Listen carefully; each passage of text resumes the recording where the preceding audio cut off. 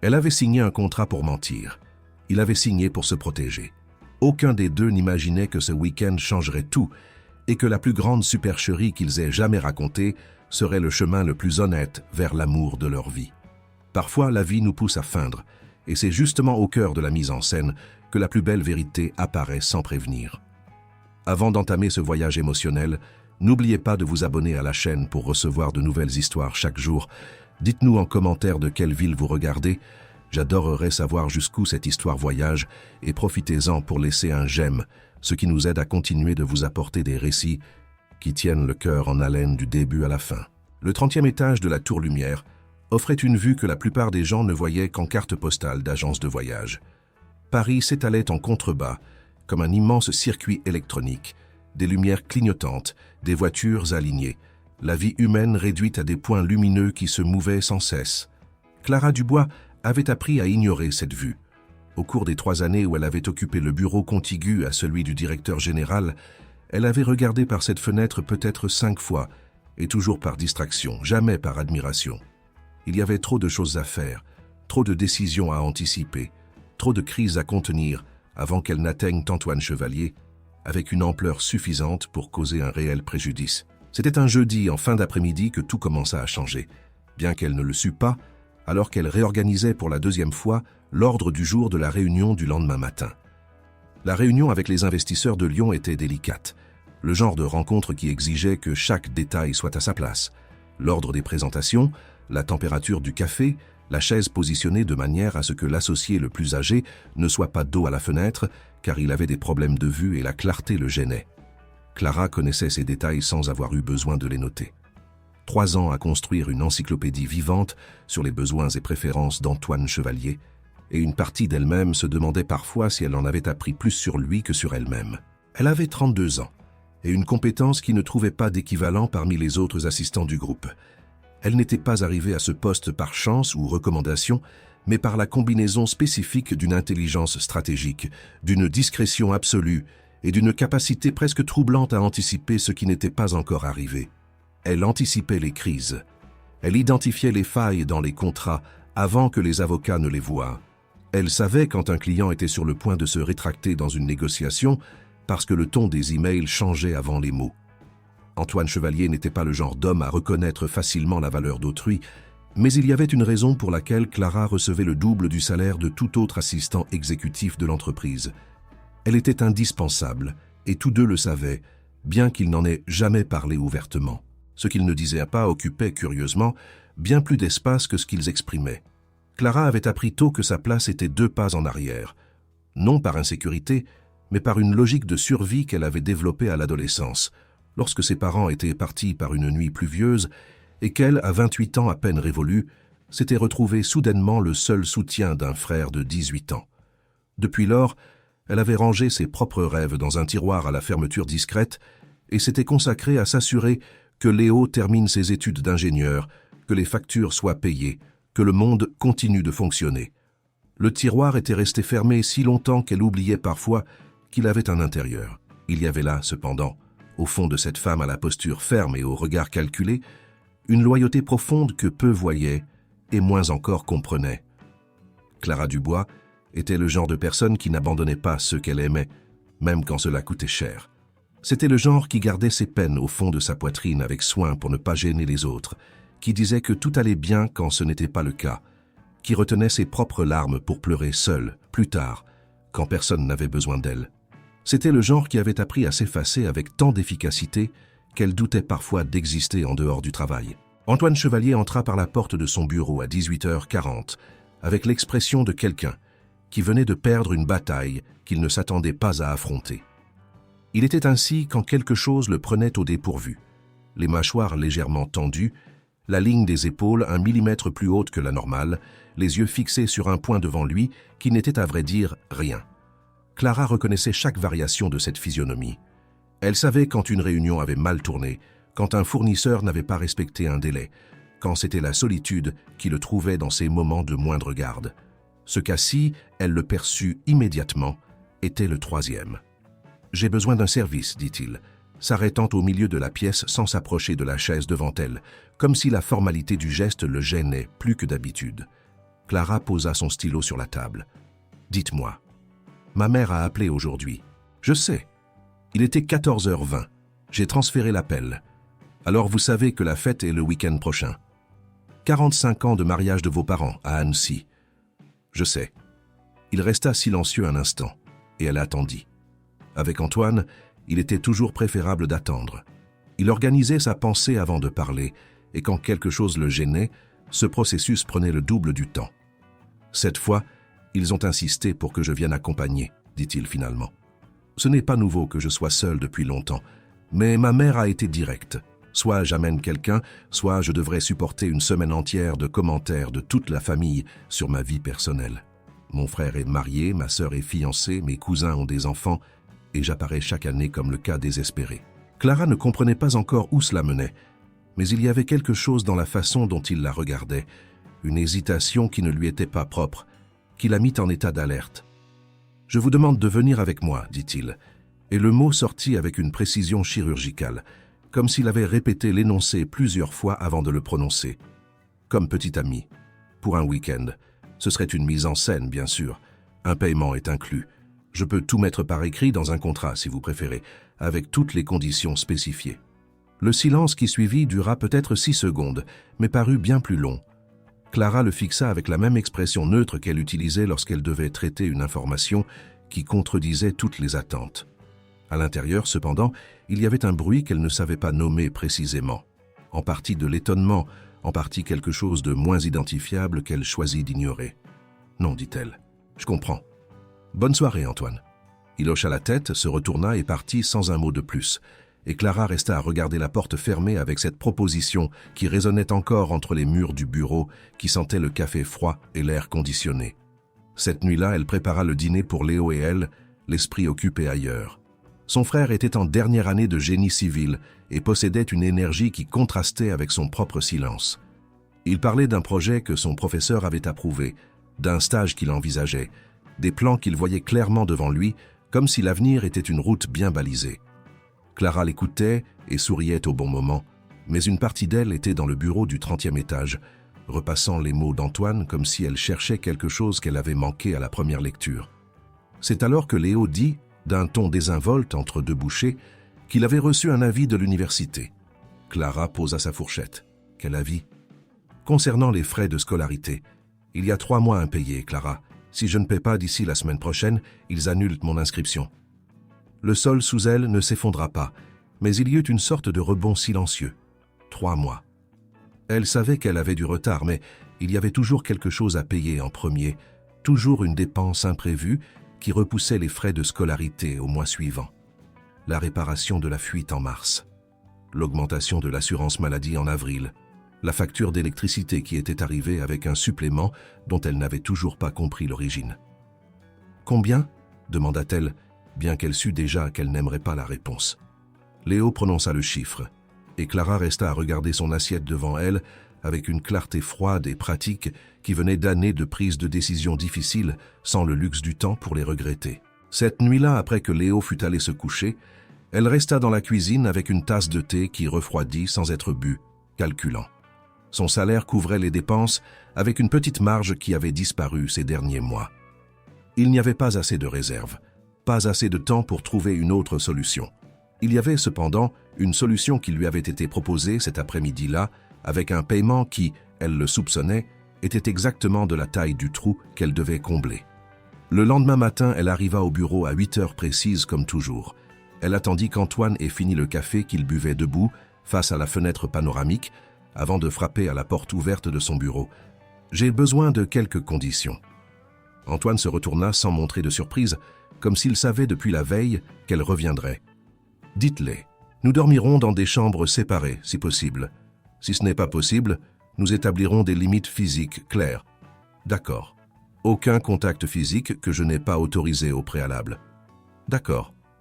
Le paiement est effectué avant le voyage. Pas de problème. Et à notre retour, notre relation professionnelle continue exactement comme avant. Sans gêne, sans changement de traitement, sans qu'aucun de nous n'agisse comme si ce week-end avait eu un poids différent de celui qu'il a eu. » Antoine la regarda un instant avec cette expression qu'elle ne savait pas lire aussi bien que les autres, celle qu'il avait quand il pensait à quelque chose qu'il choisissait de ne pas dire. « J'accepte toutes les conditions, dit-il. Alors nous avons un accord. » Nous l'avons. Elle retourna dans son propre bureau, s'assit sur sa chaise et ouvrit son ordinateur. L'ordre du jour de la réunion avec les investisseurs de Lyon l'attendait. Elle le révisa ligne par ligne, avec sa concentration habituelle, comme si la conversation de 2 minutes auparavant n'était qu'un autre point résolu sur la liste du jour. Mais il y avait quelque chose de différent dans l'air de la pièce, quelque chose de presque imperceptible, comme la pression qui change avant qu'une tempête n'arrive sans prévenir. Dans l'après-midi de ce vendredi, l'équipe des ressources humaines traita un virement sur le compte de Clara. Elle vérifia le montant sur son téléphone à 15h30, envoya un message à Léo pour lui dire que le problème de l'université était réglé, et à 16h précises, elle était sur le parking avec la valise qu'elle avait préparée la veille au soir, attendant la voiture d'Antoine Chevalier. Le véhicule était sombre, silencieux, et sentait légèrement le cuir et le parfum discret qu'elle avait appris à associer à sa présence au cours des 3 dernières années.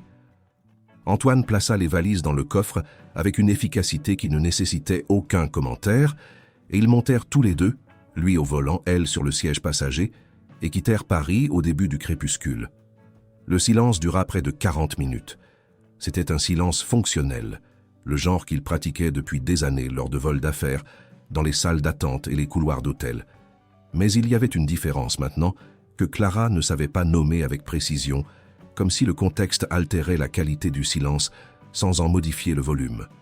Ce fut elle qui le rompit, sans préméditation, parce qu'un morceau commença à jouer à la radio et qu'elle en connaissait le tempo par cœur. « Nocturne en mi bémol », dit-elle à voix basse, presque pour elle-même. « Chopin ?» Antoine détourna brièvement les yeux de la route pour la regarder. « Vous connaissez Chopin ?»« J'ai étudié le piano de 8 à 15 ans.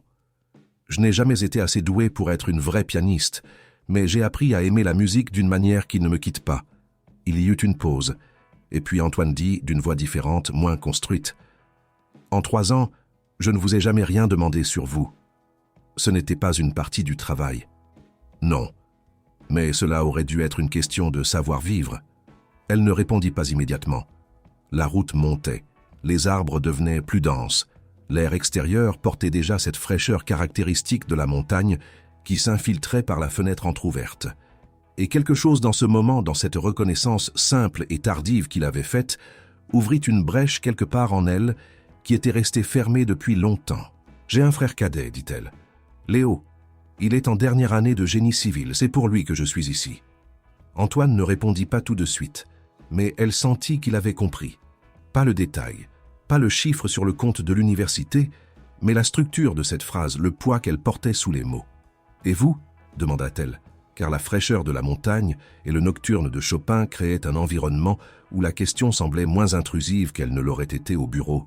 « Qu'est-ce qui vous a amené à ce point de devoir demander cela à une employée ?» Il resta silencieux pendant tout un virage avant de répondre. « Il y a 5 ans, j'étais fiancé. La femme que j'aimais ou que je croyais aimer était avec mon meilleur ami depuis 2 ans pendant que notre relation se déroulait. Quand je l'ai découvert, il m'a fallu du temps pour comprendre l'ampleur de ce que j'avais perdu, pas elle, mais la capacité de faire confiance. Depuis, je travaille. C'est ce que je sais faire sans avoir besoin de faire confiance à personne. » Les lumières d'Annecy apparurent à l'horizon de la montagne, éparpillées comme des braises sur un versant sombre.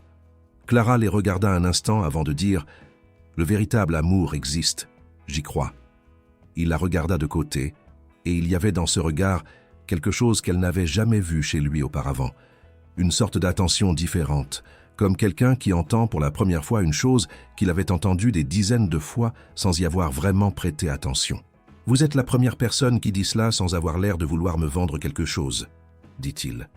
La demeure de la famille Chevalier était illuminée à leur arrivée, le jardin tout entier baigné d'une douce lumière jaune qui mettait en valeur les parterres et l'escalier de pierre de l'entrée. C'était la maison de ceux qui avaient bâti leur fortune avec patience et bon goût, où chaque détail avait une raison et une histoire. Clara descendit de la voiture et resta un instant à contempler cette façade, consciente qu'elle était sur le point d'entrer dans une mise en scène pour laquelle elle avait eu moins de 24 heures de préparation. « Prête ?» demanda Antoine à ses côtés. « Toujours », dit-elle, et c'était une réponse professionnelle, mais cela sonnait comme autre chose. La porte de la demeure s'ouvrit avant qu'il n'atteigne l'escalier. Eliane Chevalier descendit les marches avec le sourire de celle qui attendait depuis longtemps, élégante dans sa robe de lin sombre, les yeux clairs parcourant les deux avec cette intelligence sereine que Clara identifia immédiatement comme le genre de perspicacité qui ne se laisse pas facilement berner.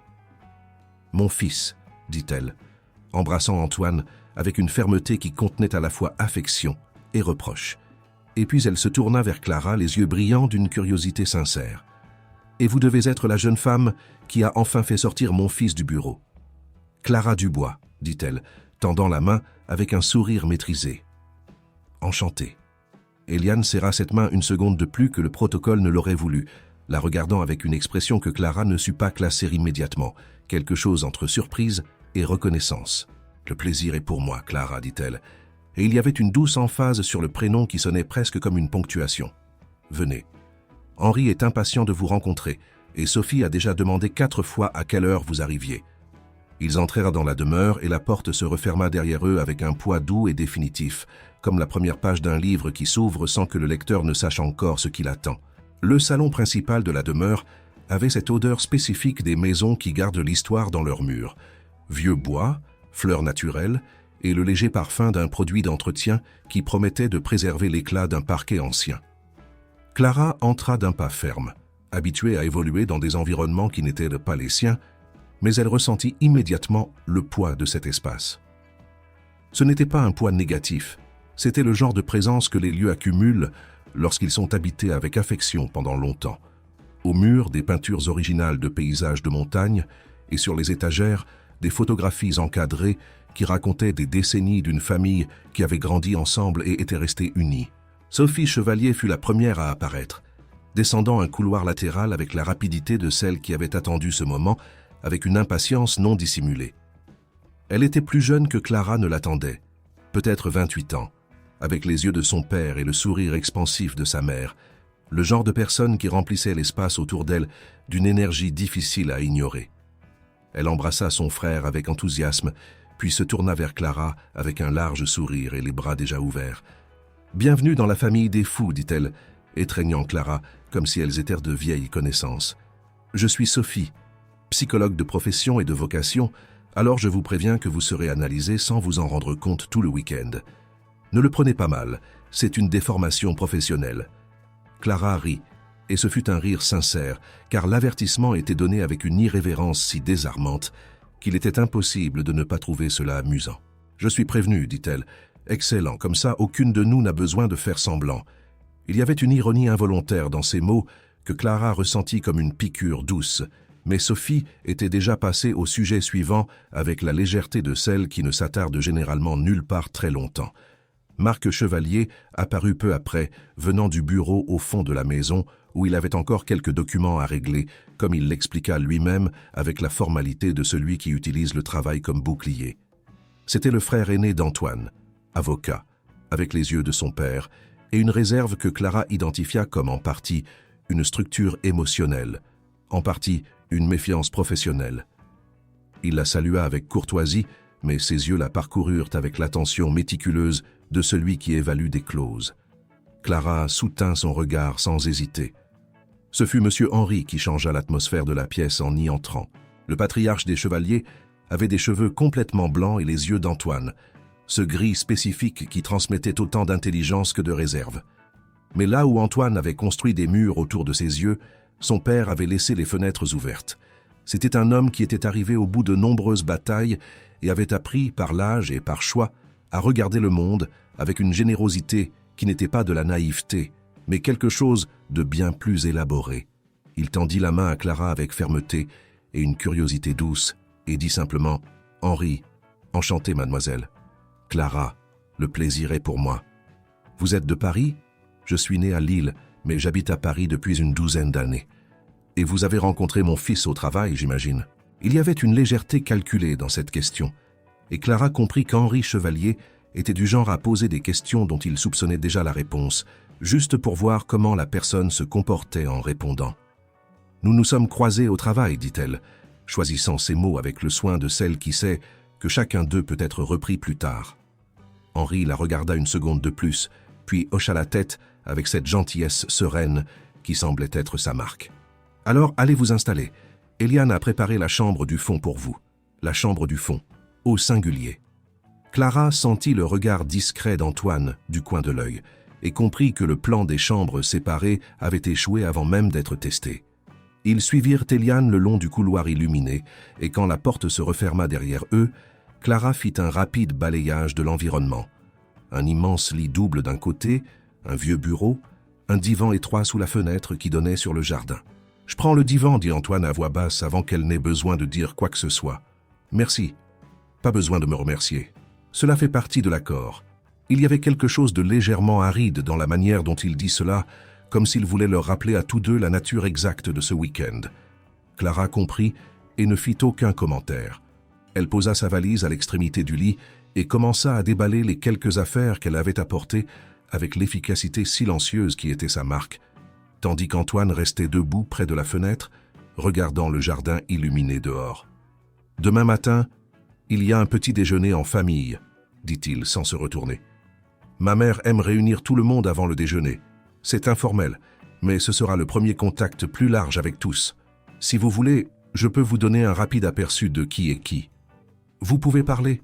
Je traite bien les informations en faisant d'autres choses. » Il parla. Elle écouta, retenant chaque nom et chaque caractéristique avec la même attention qu'elle gardait les noms des clients avant une réunion importante. Tante Geneviève, qui adorait parler de voyage, et s'attendait à ce que tout le monde sache où se trouvait chaque endroit qu'elle mentionnait. Le cousin Thomas, qui avait 2 jeunes enfants, et utilisait toute conversation pour le mentionner. La belle-sœur de Marc, Patricia, qui était plus sympathique que son mari, mais compensait en étant plus curieuse. Clara dressa la carte humaine avec la précision qu'elle avait développée au fil des années de travail dans des environnements où connaître les gens était une stratégie de survie. Quand il eut fini, le jardin dehors était plus sombre et la température de la chambre avait baissé de quelques degrés avec la fraîcheur de la montagne qui entrait par la fenêtre qu'il maintenait entr'ouverte. Clara sortit un cardigan de sa valise et le posa sur ses épaules. Et quand elle se retourna, Antoine la regardait avec une expression qu'elle n'avait jamais vue chez lui. Quelque chose entre l'observation et la surprise, comme s'il avait remarqué quelque chose qui était là depuis longtemps devant lui sans qu'il y ait prêté attention. « Qu'y a-t-il » demanda-t-elle. « Rien, dit-il, se retournant vers la fenêtre. « Bonne nuit, Clara. » Elle resta éveillée un moment après avoir éteint la lumière, écoutant le silence de la montagne, qui était un silence différent de celui de la ville, plus plein, plus vivant, avec le son de quelque chose qui n'était ni le vent, ni un animal, mais la combinaison des deux dans un murmure constant qui venait de tous les côtés. Du divan, la respiration d'Antoine était régulière et silencieuse. Elle ne savait pas s'il dormait vraiment ou s'il restait éveillé comme elle, chacun feignant le repos dans l'obscurité. Le petit déjeuner fut exactement ce qu'Antoine avait décrit, informel dans sa structure, mais intense dans l'attention. La grande table de la véranda était déjà complète lorsqu'ils descendirent. Eliane servant le café d'une vieille cafetière qu'elle utilisait clairement par affection et non par nécessité.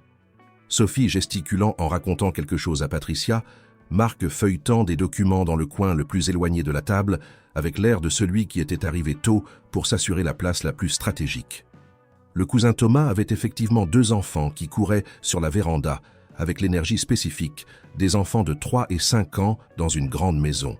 Clara s'assit à côté d'Antoine et perçut immédiatement, avec l'instinct qu'elle avait affiné au fil des années à lire les ambiances, que toutes les attentions s'étaient réparties entre ceux qui continuaient leur conversation et ceux qui observaient discrètement le nouvel élément de la table. Elle était le nouvel élément. Eliane lui servit du café sans demander si elle en voulait, ce qui était un geste d'accueil camouflé en habitude, et dit avec son sourire habituel. Antoine n'avait pas l'habitude d'amener qui que ce soit aux réunions de famille, même quand il était fiancé. Le silence qui suivit ne fut pas gênant, mais il était lourd de sens. « Maman », dit Antoine avec une légèreté qui était un avertissement. « Je fais juste la conversation, mon fils. » Elle regarda Clara avec ses yeux clairs remplis de cette perspicacité qui ne se dissimulait pas complètement. « Comment vous êtes-vous vraiment rencontrés ?» Clara reconnut l'emphase sur le « vraiment » et répondit sans hésiter, car il y avait une version de la vérité qui fonctionnait ici. « Nous travaillons ensemble. Nous sommes devenus proches avec le temps. C'est parfois ce qui arrive quand on passe des heures par jour en compagnie de quelqu'un. On commence à connaître la personne au-delà du professionnel. C'était suffisamment vague pour ne pas être un mensonge et suffisamment spécifique pour satisfaire la question. Eliane l'étudia une seconde, puis se tourna vers Antoine avec un regard qui contenait un message que Clara ne fut pas capable de déchiffrer complètement. « C'est la meilleure réponse qu'il aurait pu donner, » dit Eliane, et elle ne parlait pas à Clara. Henri arriva le dernier à table, comme c'était, d'après la conversation d'hier, son habitude. Il se levait tôt, se promenait dans le jardin, prenait son premier café seul dans une tasse qu'il appelait le café de la lucidité. Il s'assit à la tête de table avec cette présence tranquille qui organisait l'environnement autour d'elle. Et quand ses yeux se posèrent sur Clara, il y avait là une curiosité douce et directe qu'elle trouva plus confortable que les regards mesurés de Marc ou les regards calculés d'Eliane. « Vous avez bien dormi ?» lui demanda-t-il. « Mieux que je ne l'espérais, dit-elle. Et c'était vrai. La montagne fait ça. Quand le cœur est lourd, l'altitude aide à respirer. Quand on est tranquille, le froid aide à dormir. Et quand le cœur est confus, demanda Sophie avec le sourire de celle qui ne résistait pas à une ouverture. Alors la personne reste éveillée à écouter les bruits de la forêt, dit Henri avec une sérénité qui était à la fois humour et sagesse. Tout le monde rit, et la table gagna une légèreté qui persista pendant tout le petit déjeuner. Plus tard, quand les autres s'étaient dispersés, Antoine s'approcha d'elle dans le couloir et dit à voix basse « Vous avez été très bien. »« C'est le genre de choses que je fais bien, » répondit-elle, et il y avait une ambiguïté dans ces mots que ni l'un ni l'autre ne commentèrent. Après le déjeuner, tandis que Sophie emmenait les enfants se promener dans le jardin et que Marc s'installait de nouveau avec ses documents, Antoine dit à Clara qu'il voulait lui montrer quelque chose. Elle le suivit sur le côté de la propriété par un chemin de pierre qui contournait un petit verger et se dirigeait vers une clairière qu'elle n'avait pas vue depuis la véranda. La clairière avait une qualité différente du reste de la propriété. Le bruit de la maison arrivait étouffé, et en son centre se dressait un arbre au tronc énorme, tortueux, à l'écorce grise de celui qui avait survécu à de nombreuses saisons.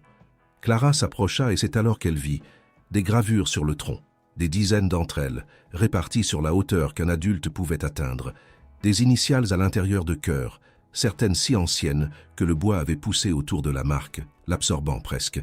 « Mon père a commencé le jour de leur premier anniversaire de mariage, » dit Antoine. « Chaque année, une nouvelle marque. » Clara compta du regard. Il y en avait beaucoup, plus qu'elle ne pouvait en compter d'un coup d'œil. Elle tendit la main et toucha la plus récente, probablement de l'année précédente, encore avec des sillons plus nets. Le bois était froid et rugueux sous ses doigts, et elle sentit une étrange pression au centre de sa poitrine, une de ces émotions qui surgissent avant que l'esprit ne trouve le mot juste pour les nommer. « Il y en a 45, dit-il, derrière elle. Celle des 45 ans sera là demain soir, après le toast. » Elle resta silencieuse, les doigts toujours sur le bois. « Quel genre de personne fait ça ?» demanda-t-elle, et ce n'était pas une question rhétorique. « Le genre que je n'ai jamais cru exister vraiment, » dit-il, avec une honnêteté qu'il n'avait pas prévue. Clara se tourna vers lui. Les yeux d'Antoine étaient fixés sur l'arbre, mais il y avait en eux une expression qu'elle avait appris à identifier en ce jour et demi de cohabitation hors du bureau, l'expression de celui qui voit quelque chose qu'il garde habituellement enfermé et ne sait pas bien comment réagir à son propre sentiment. « Je crois que ça existe, » dit-elle avec la même conviction que la veille, mais plus près maintenant, d'une manière qui rendait les mots différents. Il la regarda et ce regard dura quelques secondes de plus que n'importe quel regard professionnel n'avait duré. Clara sentit quelque chose bouger en elle, avec l'inconvénient spécifique d'une émotion qui n'avait pas été invitée et n'avait aucune intention de se comporter avec discrétion. Ce fut Sophie qui rompit le moment, arrivant par le chemin de pierre, sa voix précédant son corps. « Vous êtes là. Maman me demandait où vous étiez allé. Le déjeuner prolongé va commencer dans 10 minutes, ne le manquez pas. » Clara s'éloigna d'un pas de l'arbre, recomposant son expression avec la pratique de celle qui, depuis des années, exerçait un contrôle sur son propre visage. Mais quand elle commença à revenir par le chemin de pierre, elle sentit qu'elle avait laissé quelque chose dans cette clairière qu'elle ne savait pas encore nommer, et qu'elle n'était pas sûre de pouvoir récupérer quand elle en aurait besoin. Le déjeuner prolongé était, en pratique, la première véritable réunion de famille autour d'une grande table qui occupait une bonne partie de la salle à manger. Il y avait des plats que Clara reconnut comme régionaux, une abondance qui était hospitalité et non gaspillage, et une conversation qui se ramifiait dans 10 directions, à la fois avec le chaos organique des familles nombreuses qui n'ont pas besoin d'ordre pour se comprendre. C'est au milieu de la conversation qu'Henri Chevalier, sans aucun préavis, regarda son fils avec cette franchise sereine qui était sa marque et dit « Antoine, puis-je dire une chose à laquelle j'ai pensé depuis hier soir ?» « Papa, dit Antoine d'un ton qui était une alerte déguisée en réponse. « Ce n'est rien de grave, c'est juste une observation de vieil homme qui a passé toute sa vie à observer les gens. » Henri regarda Clara puis revint à son fils. « Tu la maintiens là où elle est parce que tu as peur de la perdre pour un autre département. Jamais pour un concurrent, car elle est trop loyale pour ça.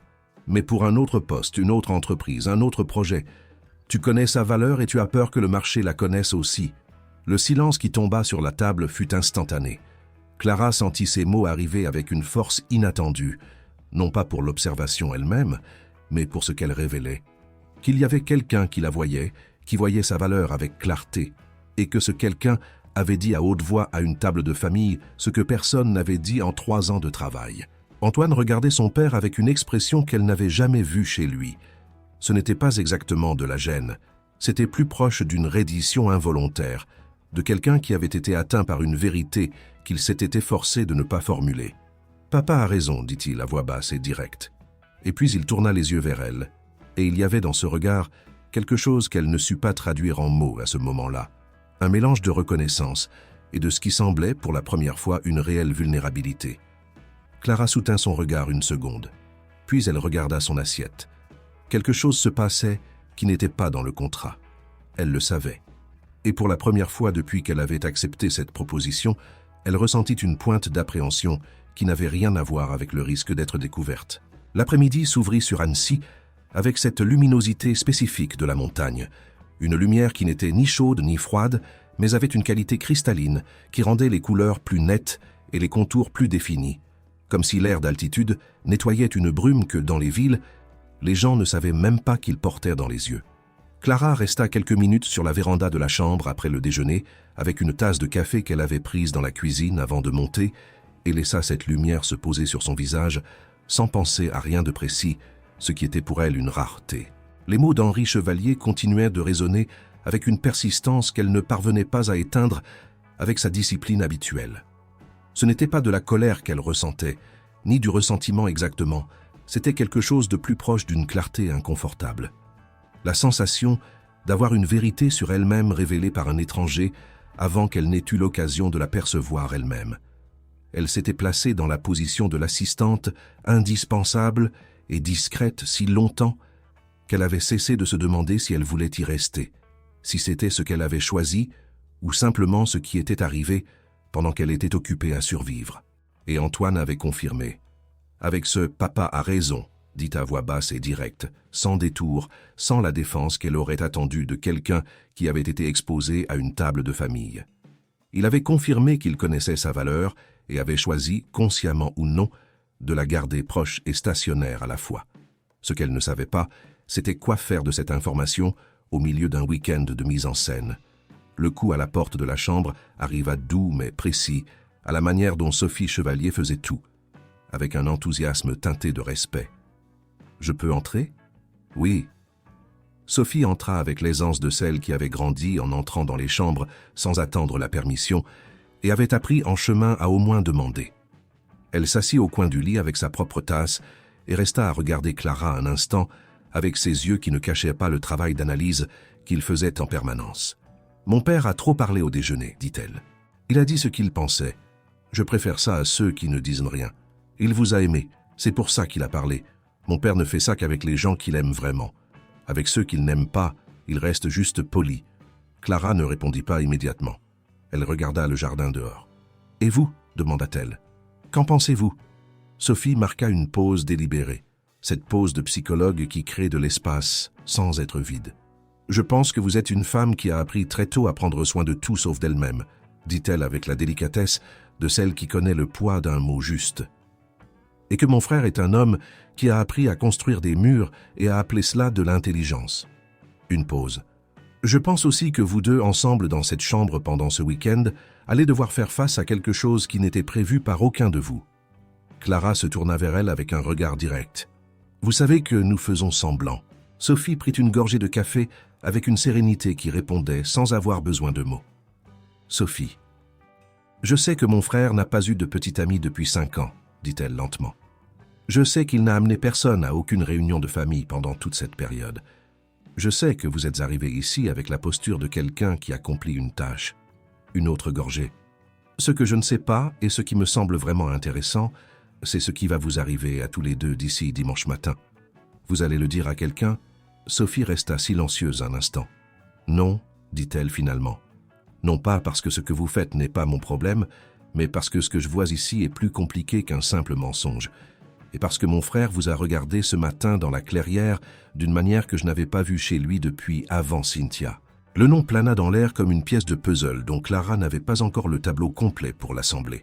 « Cynthia est l'ex-fiancée » demanda-t-elle, car Antoine avait mentionné la trahison sans donner de nom. « Cynthia Duval » confirma Sophie, et il y avait dans la façon dont elle prononça le nom une retenue qui était de la colère domestiquée. Une femme qui a compris avant de le connaître qu'il valait beaucoup et qui a découvert après l'avoir connu qu'elle ne voulait pas l'homme, mais le patrimoine. Elle est restée 2 ans avec son meilleur ami tout en utilisant mon frère comme assurance. Quand Antoine l'a découvert, il a perdu les deux en même temps, l'amour et l'amitié. Ce fut le genre de choses qui ne laisse pas seulement une cicatrice, mais une méfiance qui s'incruste dans les os. Clara resta silencieuse, assimilant cela, recomposant l'image d'Antoine avec cette nouvelle information, comprenant certaines choses qu'elle avait observées chez lui sans pouvoir les nommer. La façon dont il écourtait les conversations personnelles, la façon dont il avait mis 40 minutes à briser le silence sur la route, la précision chirurgicale avec laquelle il avait proposé la mise en scène, comme si toute chose plus organique était trop risquée. « Il ne m'a jamais rien dit de tout ça, dit-elle. « Il vous l'a dit hier sur la route, dit Sophie, avec un sourire à la fois doux et direct. Vous me l'avez dit sans vous en rendre compte quand vous êtes entrés dans la maison hier soir. Il y avait quelque chose de différent chez vous deux. Une conversation qui avait eu lieu. Une pause. Prenez soin de vous, Clara. Pas de moi. Pas de ma famille. Prenez soin de vous. Ce week-end pourrait finir par être plus que ce que vous avez contracté. » Elle sortit avec la même légèreté qu'elle était entrée, et Clara resta avec ces mots comme un avertissement qui arrivait trop tard pour être ignoré et trop tôt pour être entièrement compris.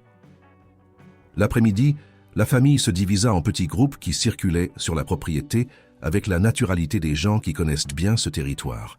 Clara se déplaça dans l'espace avec une attention diffuse, conversant avec tante Geneviève sur un voyage au Portugal que la dame avait fait l'année précédente et qui donnait lieu à des histoires en couches, souriant aux enfants du cousin Thomas qui l'appelait pour un jeu avec les galets du jardin, écoutant Patricia raconter le projet d'architecture qu'elle développait avec un enthousiasme qui la rendait plus sympathique que la réserve de son mari ne l'aurait suggéré. Antoine resta à sa portée tout le temps, non pas de manière ostentatoire, mais avec une présence qu'elle avait appris à identifier au fil des années de travail. Il savait où elle était. C'était le genre d'attention qu'il exerçait au bureau sur tout ce qui devait fonctionner, et la trouver hors de ce contexte avait une texture différente qu'elle ne savait pas quoi en faire. Une fois, lorsque la conversation avec Geneviève devint particulièrement longue et technique sur les itinéraires de train en Europe, il apparut à ses côtés avec une naturalité totale et posa légèrement sa main sur son dos, un geste bref et fonctionnel de quelqu'un qui vérifie si l'autre personne a besoin de secours. Elle n'en avait pas besoin, mais la main resta là quelques secondes de plus après qu'il fut clair qu'elle allait bien, et quand il la retira, il y avait une chaleur résiduelle que Clara remarqua involontairement. Après que Geneviève eut finalement pris congé pour sa sieste de l'après-midi, Antoine resta à ses côtés dans le jardin. « J'allais bien sans le sauvetage, dit-elle. Je sais. Je suis venu pour d'autres raisons. » Lesquelles? Il regarda le jardin un instant avant de répondre. Mon père m'a appelé dans son bureau après le déjeuner. Pour me défendre, pour me demander ce que j'attendais, dit-il. Et il y avait quelque chose dans sa voix qui n'était pas le ton de réunion qu'elle connaissait. C'était quelque chose de plus proche de ce qu'elle avait entendu sur la route la veille. Il a dit qu'il avait passé sa vie à construire quelque chose avec ma mère, non pas parce que c'était parfait, mais parce qu'il avait décidé qu'elle valait toutes les imperfections, et il m'a demandé quand j'avais cessé de faire ce genre de choix.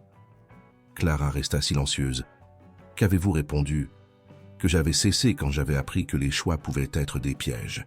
Et lui? Il a dit que celui qui cesse de choisir par peur ne se protège pas. Il vit juste moins.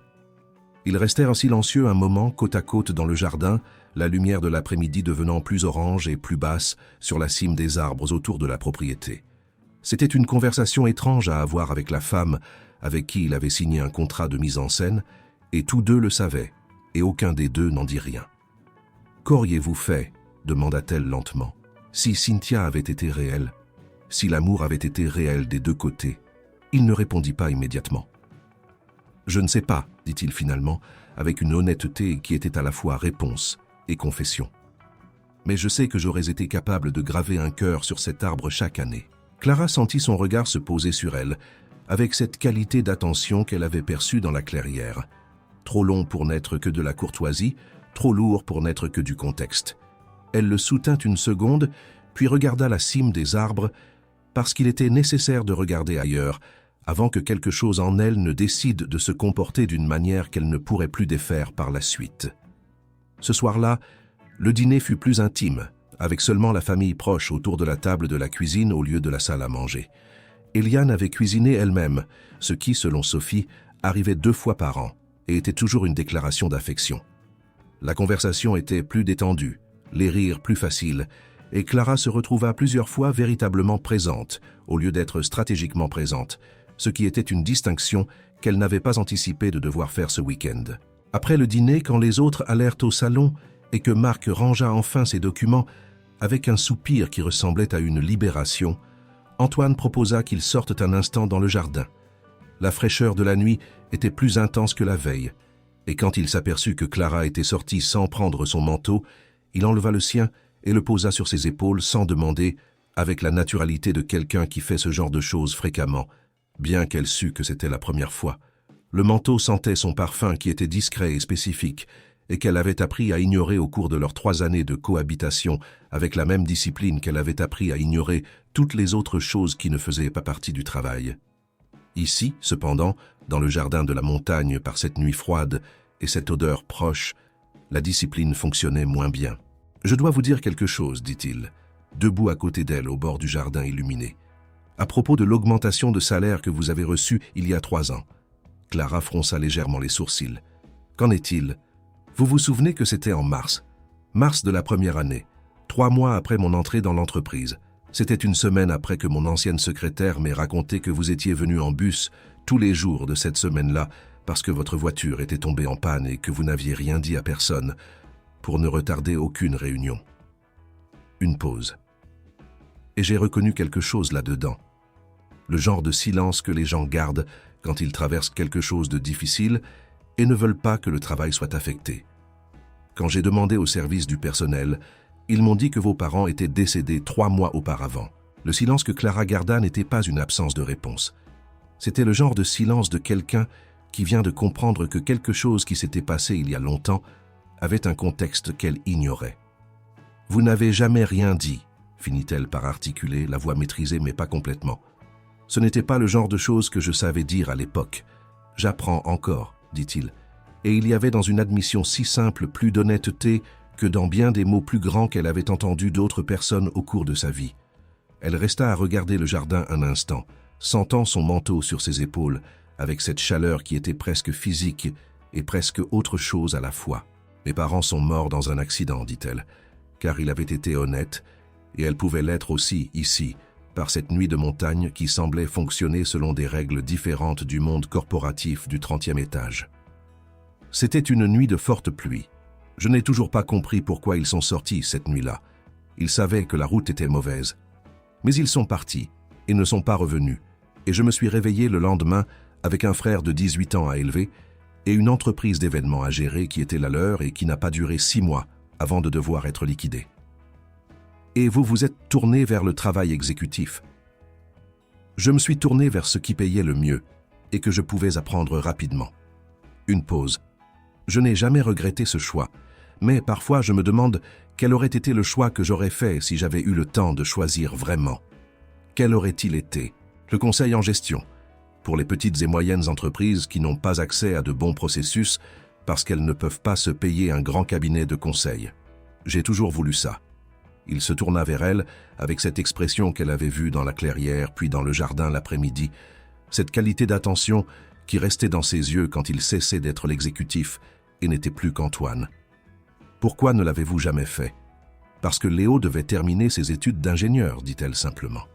Et il y avait dans cette simplicité toute l'architecture de sa vie, les choix reportés, les rêves dans le tiroir à la fermeture discrète, la loyauté qui était à la fois la plus belle et la plus chère des choses qu'elle possédait.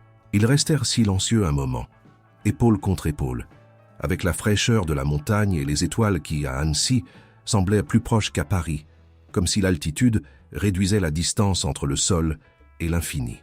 « Clara », dit-il, et la façon dont il prononça son nom était différente de la façon dont il le disait au bureau.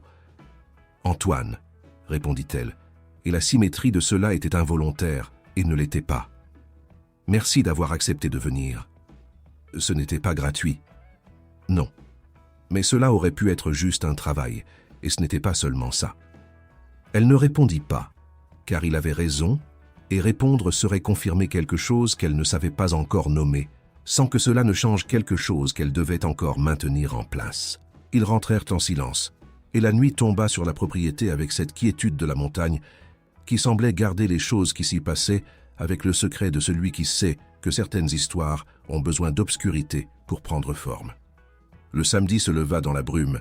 La montagne faisait parfois cela, couvrant le matin d'un voile de nuages bas qui effaçait les contours des arbres et des montagnes et laissait le monde avec cette apparence d'ébauche, comme si le jour n'avait pas encore décidé exactement comment il voulait être. Clara était réveillée avant Antoine, ce qui n'était pas une surprise, car elle dormait rarement plus de 6 heures, même sans agenda, et resta un moment allongée à écouter le silence de la maison et la respiration calme et régulière qui venait du divan.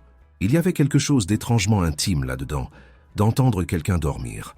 Il n'y avait rien de plus honnête que le sommeil, de plus dénué de construction et de défense. Clara regarda le plafond un instant, puis ferma les yeux et pensa à Léo, qui était à Paris dormant probablement tard un samedi matin, les frais d'université payés et l'avenir un peu plus solide qu'il ne l'avait été le jeudi. Elle y pensa et sentit la raison du week-end s'organiser avec clarté. C'était pour lui. C'était toujours pour lui. Et quand la brume mentale devenait plus dense, il était utile de se souvenir des raisons concrètes qui l'avaient mené là. Antoine se réveilla à 6h40. Elle l'entendit bouger sur le divan, le son de quelqu'un qui se réveille avec une conscience immédiate de l'endroit où il se trouve, sans le stade de désorientation que la plupart des gens ont. Il s'assit, resta silencieux quelques secondes comme s'il organisait la journée avant de les lever, puis se tourna de son côté. « Vous êtes réveillé ? » »« Depuis un moment. »« Vous avez bien dormi ? » ?»« Oui. Et vous sur le divan ?»« J'ai déjà dormi d'empire, dit-il, et il y avait un humour discret là-dedans qu'elle reconnut comme nouveau, ce registre légèrement désinvolte qu'il utilisait quand il n'était pas en mode travail. Ils descendirent prendre le petit déjeuner avant les autres, et ces 20 minutes dans l'immense cuisine avec les 2 tasses et le silence de la brume dehors avaient une qualité que Clara catalogua intérieurement comme dangereuse, le genre de quotidien fin qui commence à paraître réel par la force de la répétition. Il se déplaçait dans la cuisine avec une synchronisation qui n'avait pas été planifiée, lui trouvant les tasses dans le premier placard qu'il ouvrit, elle découvrant la brioche qu'Eliane avait laissée couverte sur le comptoir, les deux s'asseyant du même côté de la grande table parce que la lumière de la fenêtre était de l'autre côté et le samedi de brume demandait de la lumière. « Je vais vous raconter une chose ridicule, » dit-il au milieu du café. « Allez-y. Je regarde des films de science-fiction des années 80 quand j'ai besoin de décompresser. Pas de travail, pas de tableur, pas de rapport.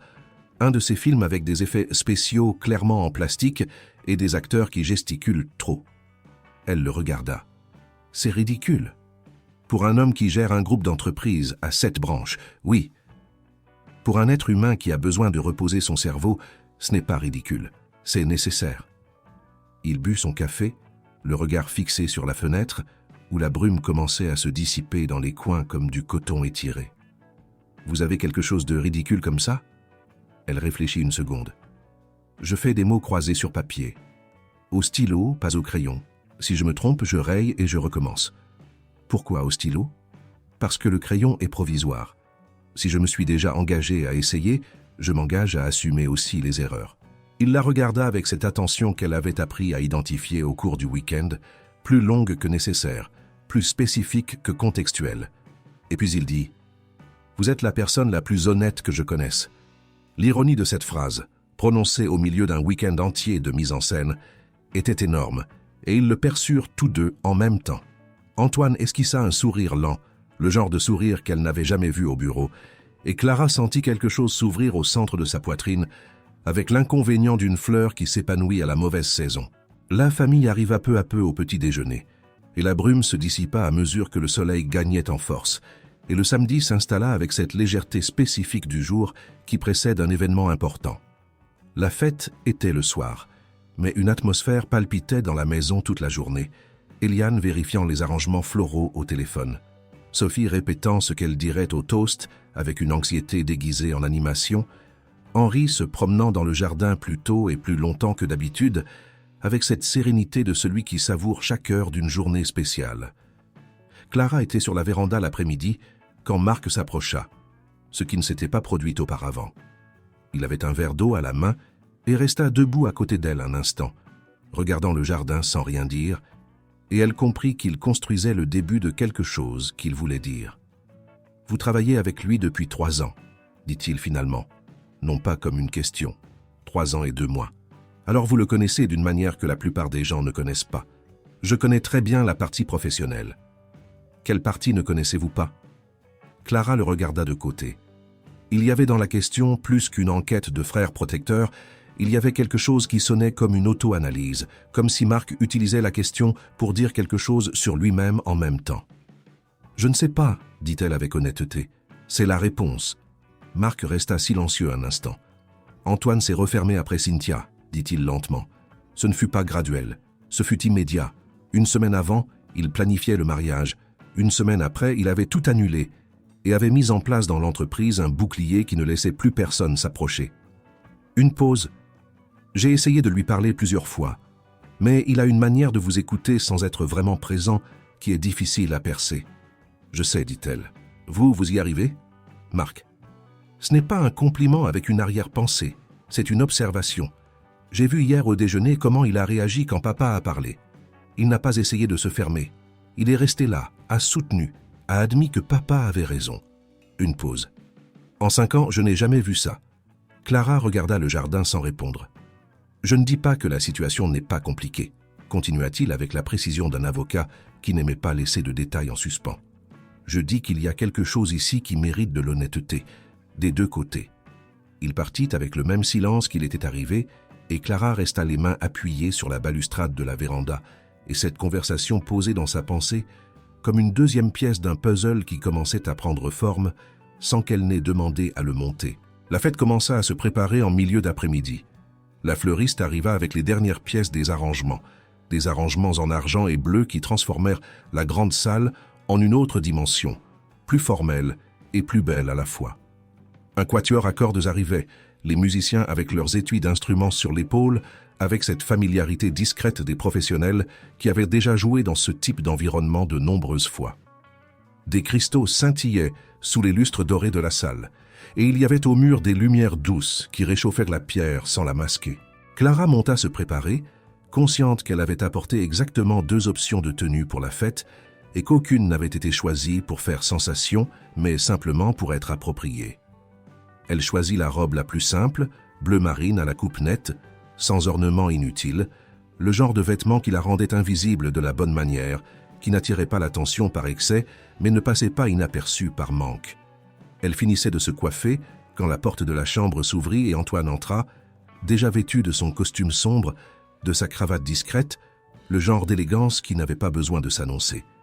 Il resta immobile 1 seconde en la voyant, et il y avait sur son visage cette expression qu'elle avait appris à reconnaître ces 2 derniers jours comme l'opposé de la fermeture, celle qui apparaissait quand il n'avait pas eu le temps de construire sa défense avant que quelque chose n'arrive. « Vous êtes ravissante, dit-il, avec une objectivité qui avait suffisamment d'affection pour transformer la phrase en quelque chose de différent.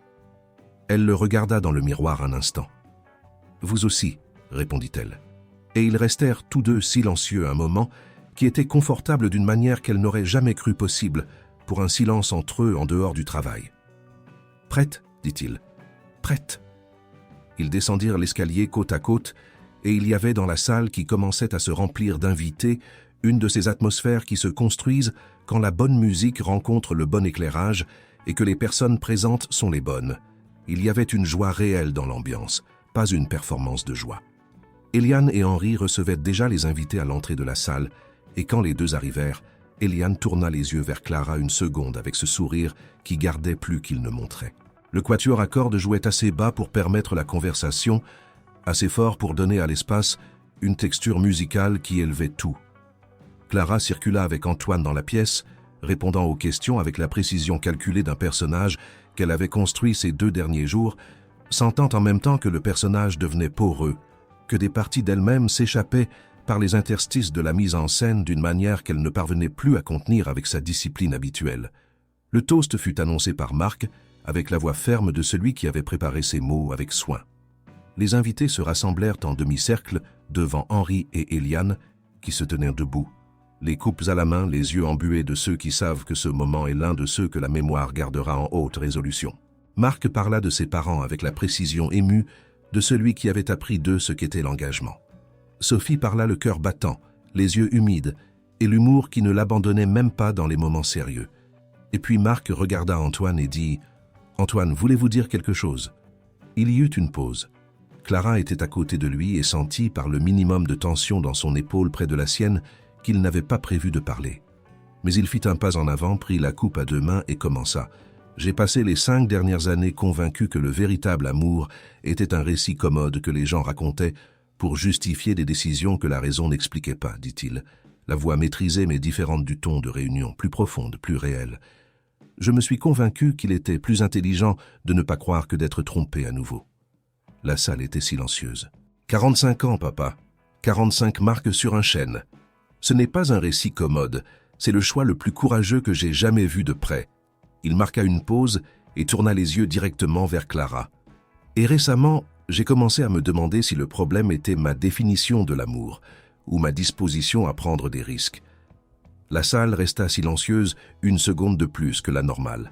Et puis, Henri leva sa coupe, les yeux brillants, et l'ambiance explosa en un applaudissement chaleureux et non pas seulement protocolaire. Clara était immobile. Son cœur avait quitté son rythme habituel d'une manière qu'elle reconnaissait et qui n'avait rien à voir avec la mise en scène, le contexte ou le contrat. Une clarté nouvelle et absolument inconvenante pulsait au centre de sa poitrine. Elle était en réel danger.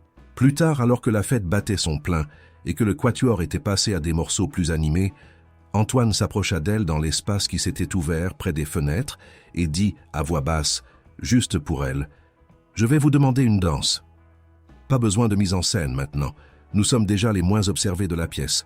« Je ne demande pas pour la mise en scène, dit-il. » Et elle y alla. Ils dansèrent au centre de la piste qui s'était formée organiquement, leur corps en synchronie avec cette facilité qui surprend les gens qui ne s'y attendaient pas et qu'elle ne s'attendait absolument pas. Il y avait une naturalité dans la façon dont il la guidait qui ne semblait pas celle de quelqu'un qui dansait rarement, et une facilité dans la façon dont elle le suivait qui ne semblait pas celle de quelqu'un qui était rarement guidé. « Et si ce n'était pas un jeu ?» dit-il à voix basse, les lèvres près de son oreille, pour que les mots n'atteignent qu'elle. La question resta en suspens entre eux comme une note tenue, et avant qu'elle ne trouve le chemin vers la réponse, un visage traversa sa vision à l'entrée du salon. Julien Moreau avait le sourire calculé de celui qui connaît bien l'effet qu'il produit et l'arrogance de celui qui n'a jamais payé assez cher ses propres choix. Il était bien habillé, les cheveux coiffés, les épaules dans la posture de celui qui sait qu'il arrive dans un endroit où il n'a pas été invité, mais a suffisamment confiance pour agir comme s'il l'avait été. Clara s'arrêta de danser. Antoine le perçut avant de comprendre. « Qu'y a-t-il » Elle ne répondit pas immédiatement, car Julien marchait déjà dans le salon dans leur direction d'un pas mesuré, comme quelqu'un qui construit une scène en marchant, et il y avait au fond de ses yeux cette lumière spécifique de celui qui détient une information et attend le bon moment pour l'utiliser. Julien Moreau avait été, 3 ans auparavant, la dernière tentative de Clara de construire quelque chose pour elle-même, au-delà du travail et de sa responsabilité envers Léo. Ils étaient restés ensemble 6 mois, assez de temps pour qu'elle réalise qu'il était le genre à charmer en surface et à décevoir en profondeur, le genre qui confond attention et possessivité et appelle amour ce qui était en réalité un exercice de contrôle. Elle avait mis fin à la relation lors d'une conversation directe et sans drame, et il l'avait pris comme une offense qu'il avait soigneusement gardée. Elle savait ce qu'il y avait dans son sourire maintenant. Elle le savait avant même qu'il n'ouvre la bouche. « Clara, dit-il, arrivant à 2 mètres avec cette voix posée qui était calculée pour être entendue par l'entourage immédiat sans avoir l'air de crier. Quelle agréable surprise! Je ne savais pas que vous fréquentiez ce cercle. Antoine était à ses côtés, et elle sentit le changement dans sa posture. Les épaules légèrement plus droites, l'attention se concentrant avec cette précision qu'elle reconnaissait du bureau lorsqu'une menace entrait par la fenêtre avant que la porte ne puisse être fermée. « Julien, dit-elle avec la froideur de celle qui n'est pas prête à jouer le rôle que l'autre partie désire. Que faites-vous ici ?»« Je suis venu avec Théo, dit-il, faisant référence au neveu d'Eliane que Clara avait brièvement remarqué lors du déjeuner de la veille. Nous sommes de vieux amis du bureau. » Ses yeux passèrent de Clara à Antoine avec cette curiosité qui n'était pas de la curiosité, mais une évaluation. « Vous devez être Antoine Chevalier, j'ai beaucoup entendu parler de vous. » Antoine tendit la main avec la courtoisie qu'il utilisait avec n'importe qui avant de décider ce qu'il en penserait. « Et vous êtes un ami de Clara ?»« Nous étions fiancés, en fait, » dit Julien avec la fluidité de celui qui avait attendu ce moment. « Il y a environ 3 ans. Elle travaillait comme assistante dans votre entreprise, si je me souviens bien. Il y avait une emphase calculée sur le mot « assistante ». C'était la fondation de ce qui allait suivre. Clara le sentit avec la clarté de celle qui reconnaît une structure avant qu'elle ne soit complétée. « Nous travaillons ensemble, oui, » dit Antoine, et il y avait dans sa voix une retenue que Clara identifia comme le signe qu'il avait perçu l'intention derrière la conversation. Julien sourit avec la cordialité de celui qui se veut amical et ne l'est pas. « Alors vous vous êtes fréquentés au travail ? Parce que quand je la connaissais, elle était très prudente avec ces choses. Elle disait que mélanger vie personnelle et vie professionnelle était problématique. » Une pause d'actrice de telenovela. « Je suppose que les gens changent, n'est-ce pas ?» Clara répondit avant que la conversation ne puisse s'enfoncer dans le territoire que Julien était en train de construire. « Les gens grandissent, » dit-elle avec une froideur calme qui n'était pas de la défensive, mais était définitivement une limite. « Théo et tout ?» Sur la véranda. Mais attendez, il y avait autre chose que je voulais mentionner. Il tapota légèrement son propre front comme quelqu'un qui vient de se souvenir, et le geste était si délibéré qu'il irritait par son manque de subtilité. La fille d'un couple que je connais travaille au RH de votre entreprise. Elle a mentionné une fois, il y a quelques mois, un recrutement supplémentaire qui est passé par le service temporaire pour un week-end, pour un événement familial. Ses yeux rencontrèrent les siens avec la précision d'une pointe d'épingle. Amusant, n'est-ce pas? Le silence qui s'ensuivit ne venait pas de la piste de danse. Il venait de la zone de 3 mètres autour d'eux, où certaines conversations s'étaient faites plus discrètes avec le radar social que les gens développent lorsqu'ils perçoivent que quelque chose se passe.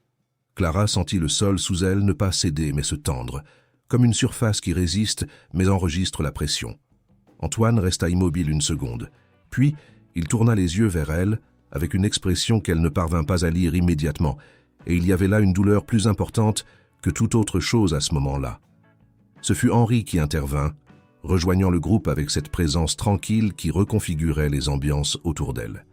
Il était impossible de savoir s'il avait entendu ou s'il avait simplement perçu, par son habileté à lire les situations, qu'il y avait quelque chose de déstabilisé dans ce coin du salon. « Julien, avez-vous dit ?» dit-il, tendant la main avec la cordialité spécifique de celui qui a suffisamment d'autorité pour transformer une expulsion en gentillesse.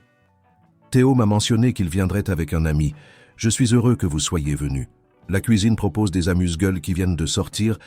Demandez à Eliane, elle s'en chargera. C'était un recadrage à l'ancienne, fait avec l'élégance de celui qui a appris à gérer les situations difficiles sans faire de scène. » Julien regarda Henri, calcula une seconde, puis fit ce que les gens de son genre font quand le terrain n'est pas favorable. Il recula pour revenir plus fort ensuite. « Merci, dit-il, avec un sourire qui n'atteignait pas les yeux. Avec votre permission. » Quand il sortit du champ de vision, Henri les regarda tous les deux avec cette sérénité qui était de la perspicacité déguisée en calme. « Allez prendre l'air, dit-il à voix basse. Le jardin est moins fréquenté. » Ils sortirent par la porte latérale, et la nuit froide de la montagne vint sur leurs visages, avec cette sensation de réalité que l'ambiance chauffée du salon avait endormi pendant quelques heures. Clara fit quelques pas dans le jardin avant de s'arrêter, le dos tourné à la demeure illuminée, les bras croisés non pas par le froid mais par la nécessité de contenir quelque chose qui voulait bouger sans contrôle. Antoine resta immobile à quelques mètres d'elle. Il y avait en lui une immobilité qu'elle avait appris à distinguer de la sérénité. C'était l'immobilité de celui qui traite quelque chose et ne sait pas encore où le placer. « Clara, dit-il, je sais ce que vous allez demander. Alors vous pouvez répondre. » Elle resta silencieuse quelques secondes, non pas parce qu'elle ne savait pas la réponse, mais parce qu'il y avait plus d'une chose à dire et qu'elle choisissait par où commencer. « Une partie de ce qu'il a dit est vraie, dit-elle finalement, toujours dos à lui. Il existe une documentation au service du personnel de l'entreprise concernant un paiement effectué cette semaine. Je ne sais pas ce que la personne qui l'a mentionné a vu ou interprété exactement, mais si quelqu'un regarde attentivement, il comprendra que j'ai été embauché pour ce week-end. » Un silence. « Et l'autre partie ?» Elle se tourna vers lui. « L'autre partie, c'est ce qui s'est passé après. » Antoine la regardait avec cette expression qu'elle ne parvenait pas à déchiffrer complètement, et il y avait en lui une tension reconnaissable, non comme de la colère, mais comme le trait spécifique de quelqu'un qui s'était ouvert à quelque chose et attendait de découvrir si cette ouverture avait été une erreur. « Vous êtes venu pour l'argent, dit-il. » C'était une constatation, pas une accusation. « Je suis venu pour l'argent, confirma-t-elle. Pour Léo, pour les frais de scolarité qui étaient en retard de 3 mois et que je ne parvenais pas à payer autrement. » Une pause. « Mais je ne suis pas resté pour l'argent. Et c'est aussi vrai. » Il resta silencieux. « Je n'ai pas fait semblant tout le temps, dit-elle, car l'honnêteté était la seule chose qu'elle avait à offrir à ce moment-là, et elle avait toujours cru au pouvoir des mots dits de front. Ce qui s'est passé dans la voiture vendredi soir, dans la clairière, dans le jardin, pendant le toast, rien de tout cela n'était une mise en scène, rien de tout cela n'était dans le contrat. Antoine regarda le jardin un long moment. « J'ai eu besoin de créer une version mise en scène d'une relation pour la présenter à ma famille, dit-il d'une voix qui était à la fois confession et jugement de soi-même.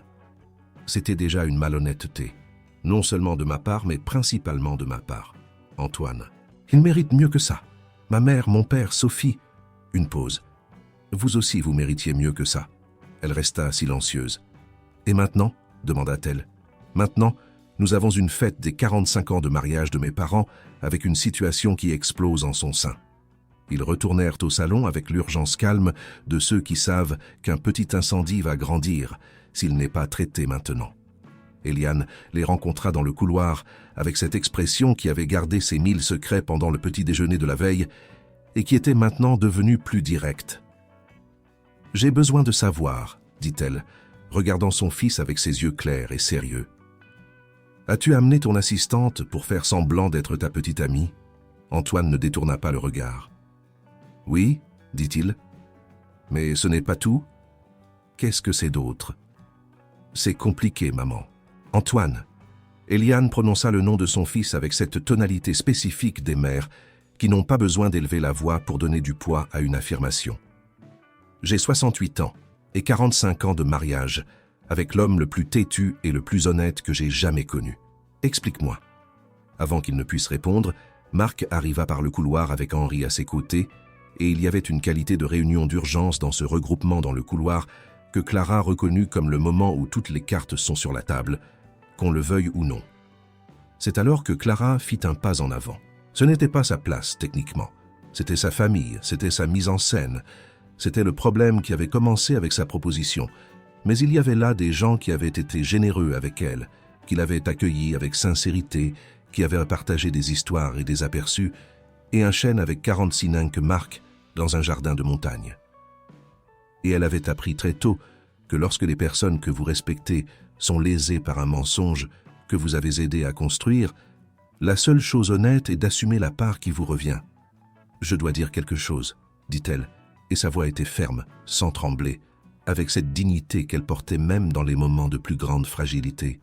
Tous la regardèrent. « J'ai accepté une proposition de travail d'Antoine pour passer ce week-end en tant que petit ami devant la famille.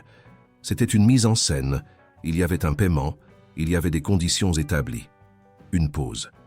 J'ai accepté pour des raisons qui me sont propres et qui ne font ni d'Antoine ni de moi de mauvaises personnes, mais font de nous des personnes qui ont choisi de résoudre un problème avec un mensonge. Et vous ne méritiez pas cela. » Le silence qui suivit n'était pas vide. Il était plein de choses que les gens étaient en train de décider quoi en faire. Eliane resta très immobile quelques secondes. Il y avait dans cette immobilité le trait spécifique de la blessure qui n'avait pas encore décidé quelle forme elle prendrait. Henri la regarda Clara avec cette expression qu'elle ne parvenait pas à déchiffrer complètement, mais qui ne semblait pas de la colère. Marc regarda son frère avec un poids qui était le vieux reproche du frère aîné. « Pourquoi ?» demanda Eliane finalement, et la question était pour son fils, pas pour Clara. « Parce que j'avais peur, dit-il. » Et la simplicité de cette réponse avait plus de poids que toute élaboration. « De quoi ?» D'apparaître seul à nouveau, d'entendre ce que j'entends chaque année, que la vie que j'ai construite à l'extérieur est énorme et à l'intérieur est vide. Une pause. Et parce que ce jour précis, quand j'ai pris la décision, elle a résolu en 30 secondes une réunion qui s'effondrait. Et je l'ai regardée et j'ai pensé qu'elle était la personne la plus capable que je connaisse et que c'était la première fois que je voulais que quelqu'un me connaisse aussi. Eliane le regarda un long moment. Et puis elle regarda Clara avec cette perspicacité qu'elle avait gardée depuis la première poignée de main et qui arrivait maintenant dépouillée de son poli. « Avez-vous des sentiments pour mon fils ?» demanda-t-elle directement. Clara ne détourna pas le regard. « Oui, dit-elle, et ce n'était pas dans le contrat. » Un autre silence, cette fois plus court, plus bref, comme une note qui se résout plus tôt que prévu. Henri posa la main sur l'épaule de son épouse avec ce geste doux et spécifique des couples qui ont trouvé un langage propre au fil des décennies, et dit de sa voix sereine qui était toujours la voix des choses vraies. « Eliane, tu te souviens de la nuit où je t'ai raconté comment nous nous sommes rencontrés pour la première fois ?» Elle le regarda. « Je me souviens. J'ai eu besoin d'un prétexte pour t'aborder, une excuse que j'ai inventée pour avoir une raison de te parler. Tu crois que ce prétexte est ce qui nous a mariés ?» Eliane resta silencieuse un instant. Et puis quelque chose dans son expression changea. Pas complètement, pas immédiatement, mais suffisamment pour que l'air du couloir devienne moins lourd. « C'est différent, » dit-elle, mais sa voix avait perdu une partie de son assurance. « C'est différent, » concéda-t-il, « et ce n'est pas aussi différent qu'il y paraît. » Clara regarda Antoine et Antoine la regarda, et il y avait dans ce regard un mélange de soulagement partiel et de conscience que le week-end avait atteint un point de non-retour, où la mise en scène avait été défaite, et ce qui restait n'était que le réel, qui n'avait pas encore de forme définie, mais était là, entre eux, attendant d'être nommé. La fête continuait dans le salon, le quatuor jouant, les invités conversant sans savoir ce qui s'était passé dans ce couloir. Et Clara resta debout dans cet espace avec la clarté inconfortable et honnête de celle qui venait de renoncer au seul bouclier qu'elle avait pour se protéger de ce qu'elle ressentait, le mensonge qui était devenu trop petit pour tenir entre elle et la vérité. La nuit ne se termina pas dans ce couloir. Elle se termina des heures plus tard, quand les derniers invités furent partis et que la demeure retrouva le silence de l'aube froide d'Annecy, avec seulement le léger bruit du vent entre les fenêtres et la fatigue qui s'installe après une journée qui avait trop exigé des mauvaises personnes et des bonnes personnes à la fois. Clara était retournée seule dans sa chambre après la conversation dans le couloir. Antoine était resté avec sa famille, qui avait besoin du temps nécessaire pour digérer ce qui avait été dit, et elle avait compris cela sans que personne n'ait besoin de l'expliquer. Il y avait une frontière claire entre ce qui était son problème et ce qui était un problème de famille, et elle avait respecté cette frontière car elle avait toujours été douée pour comprendre où son espace se terminait et où commençait celui des autres. Mais il y avait quelque chose de différent maintenant dans cette chambre, avec la valise rangée au bout du lit et le divan d'Antoine avec la couverture pliée qu'il avait utilisée la veille. La différence était qu'avant, la mise en scène fonctionnait comme un mur qui séparait les deux mondes, le réel et le fin. Et ce mur s'était effondré dans le couloir avec la même quiétude inévitable des choses qui doivent tomber pour que l'espace devienne vrai. Elle resta assise au bord du lit un moment, sans changer de vêtements, sans allumer la grande lumière, juste avec la lampe de chevet, créant un cercle jaune tiède autour du lit. Elle pensa à Léo, qui avait envoyé un message à 21h, demandant si elle allait bien avec un emoji de raquette de tennis de table, qui était une blague interne entre eux depuis l'enfance, un code qui signifiait qu'il pensait à elle. Elle répondit avec un emoji de cœur et laissa le téléphone sur la table de chevet. Elle pensa à Henri, qui avait raconté à Eliane un prétexte qu'il avait inventé pour l'approcher, et comment ce parallèle avait été utilisé avec précision et tendresse à la fois. Elle pensa à Eliane, qui avait été blessée comme les gens le sont lorsque les illusions qu'ils construisent autour de leurs enfants sont ajustées par la réalité, non détruites, juste ajustées. Et elle pensa, avec plus de force que les autres fois, au visage d'Antoine dans le couloir quand il avait dit « parce que j'avais peur », avec cette vulnérabilité crue qu'elle n'avait pas cru qu'il était capable de montrer en public. Elle s'endormit sans s'en rendre compte. Elle se réveilla avec la clarté froide du dimanche matin qui entrait déjà par la fenêtre et la chambre vide. Le divan était intact. Antoine n'y avait pas dormi. Elle se leva, se lava le visage, changea de vêtements avec les mouvements automatiques de celle qui traite encore le jour précédent et descendit prendre le petit déjeuner avec la préparation mentale spécifique de celle qui sait qu'elle va trouver un environnement qui a changé et ne sait pas encore exactement dans quelle direction. La cuisine était presque vide. Sophie était là, avec sa tasse, les cheveux attachés n'importe comment, l'expression de celle qui n'avait pas beaucoup dormi non plus. Elle regarda Clara quand elle entra et dit avec cette franchise qui était sa marque, « Mon frère a discuté avec mes parents jusqu'à très tard. »« Je sais, » dit Clara en se servant du café. « Ma mère est plus sereine que je ne l'espérais. Et votre père ? » Mon père est resté tout le temps aux côtés d'Antoine. Pas de ce qu'il a fait, mais d'Antoine. Il y a une différence. Clara but son café en silence un instant. Où est-il maintenant? Dans le jardin, dans la clairière. Elle laissa sa tasse sur le comptoir et y alla. Le chemin de pierre était humide de la bruine tombée tôt, avant qu'elle ne se réveille, et les arbustes de chaque côté portaient encore quelques gouttes accrochées aux feuilles qui vibraient au moindre souffle. La clairière était embrumée, l'arbre au tronc centenaire émergeant de la brume comme quelque chose qui était là avant tout et serait là après tout. Antoine se tenait devant le chêne, les mains dans les poches de son manteau, regardant les marques gravées avec cette immobilité qu'elle avait appris à lire. Ce n'était pas l'immobilité de la fermeture, c'était celle de quelqu'un qui est en conversation silencieuse avec quelque chose qui n'a pas besoin de mots. Elle s'approcha et se tint à ses côtés sans rien dire pendant quelques secondes. « Je n'ai pas dormi dans la chambre, dit-il. J'ai remarqué. Je suis resté avec mes parents jusqu'à près de 2 heures du matin. Ensuite, je suis resté ici un moment. Ici, c'est l'endroit où je réfléchis le mieux depuis que je suis enfant. » Elle regarda le tronc, les marques qu'elle connaissait maintenant presque par cœur. « Comment vont-ils ? Ma mère a cette façon de garder sa peine à l'intérieur pendant qu'elle décide quoi en faire. » Une pause. « Mais mon père m'a dit une chose qui restera. » Qu'est-ce que c'était ? Que l'honnêteté qui s'est manifestée hier soir dans le couloir valait plus que la mise en scène qui l'a précédée, qu'il avait perçu dès le premier instant qu'il y avait quelque chose de différent entre nous, mais ne savait pas si c'était de la feinte ou si la feinte avait révélé quelque chose de réel. Une autre pause. Et que j'ai toujours été le fils qui a le plus tardé à demander de l'aide pour porter les choses lourdes. Clara resta silencieuse en écoutant cela. « Il a raison ? » ?»« Oui, dit-il simplement. J'ai appris tôt que demander de l'aide équivalait à admettre une faiblesse, et j'ai mal appris. Cynthia m'a enseigné la version la plus cruelle de cela. Couvrir un espace pour quelqu'un peut être une vulnérabilité qu'elle utilise contre vous. Je ne suis pas Cynthia, je sais, mais vous ne le saviez pas quand vous m'avez fait la proposition. Non, admit-il. Quand j'ai fait la proposition, vous étiez un problème à résoudre avec la logique que j'utilise pour résoudre tous mes problèmes. Efficacité, contrat, limite définie. Et maintenant ? Il se tourna vers elle, et il y avait dans ses yeux gris cette expression qu'elle avait vue tout au long de ce week-end, dans des moments qui n'étaient pas de la mise en scène, et qui étaient maintenant dépouillés de tout contexte qui ne serait pas lui-même.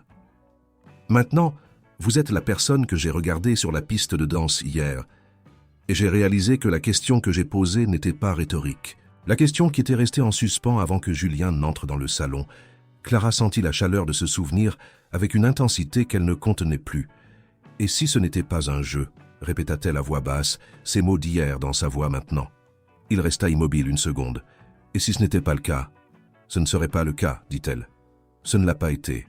Rien de ce que j'ai ressenti ce week-end n'était une mise en scène. » Antoine leva la main et toucha légèrement son visage, le genre de geste qui contient plus de questions que d'affirmations, un geste qui demande si c'est possible avant de le faire.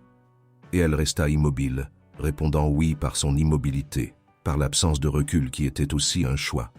Et il l'embrassa avec cette délicatesse de celui qui, depuis longtemps, ne pratiquait plus la tendresse envers lui-même, un baiser qui était plus une question qu'une déclaration, plus une ouverture qu'une arrivée. Quand ils se séparèrent, la brume était un peu plus claire, la lumière du matin gagnant du terrain sur le gris humide, et il y avait dans le jardin un silence qui n'était pas une absence de choses, mais leur présence. « Clara, dit-il. »« Je sais, répondit-elle. Il y a des choses à régler. Beaucoup. La famille, le travail, ce qui se passera quand nous retournerons à Paris. Je sais.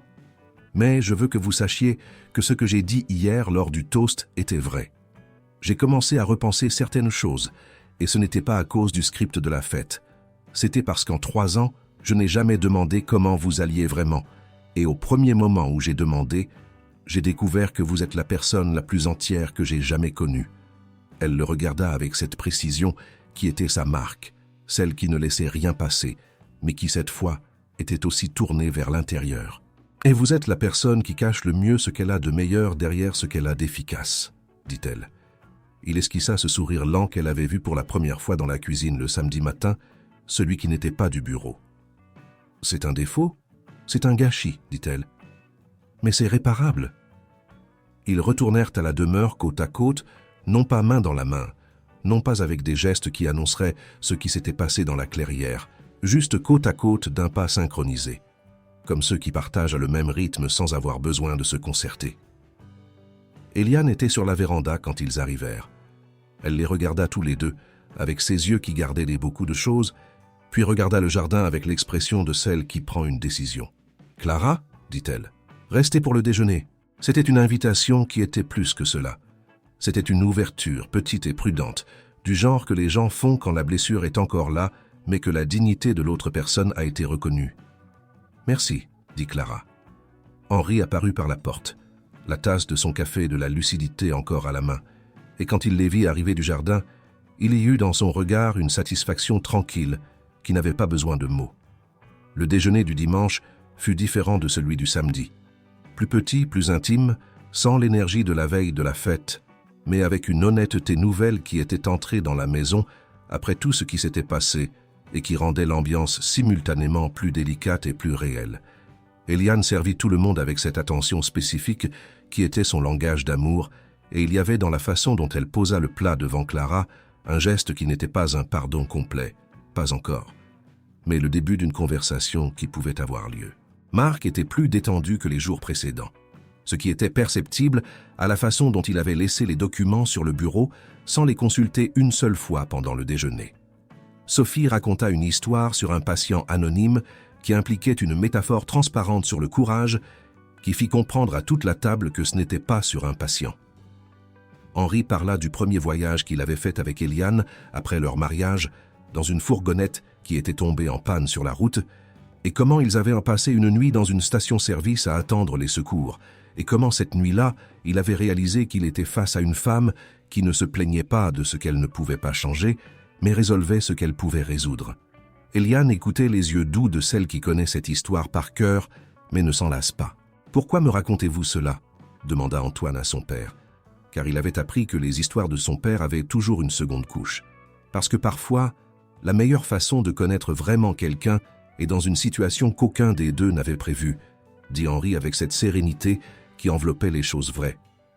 L'après-midi arriva avec cette vitesse que les dimanches ont quand la semaine attend de l'autre côté.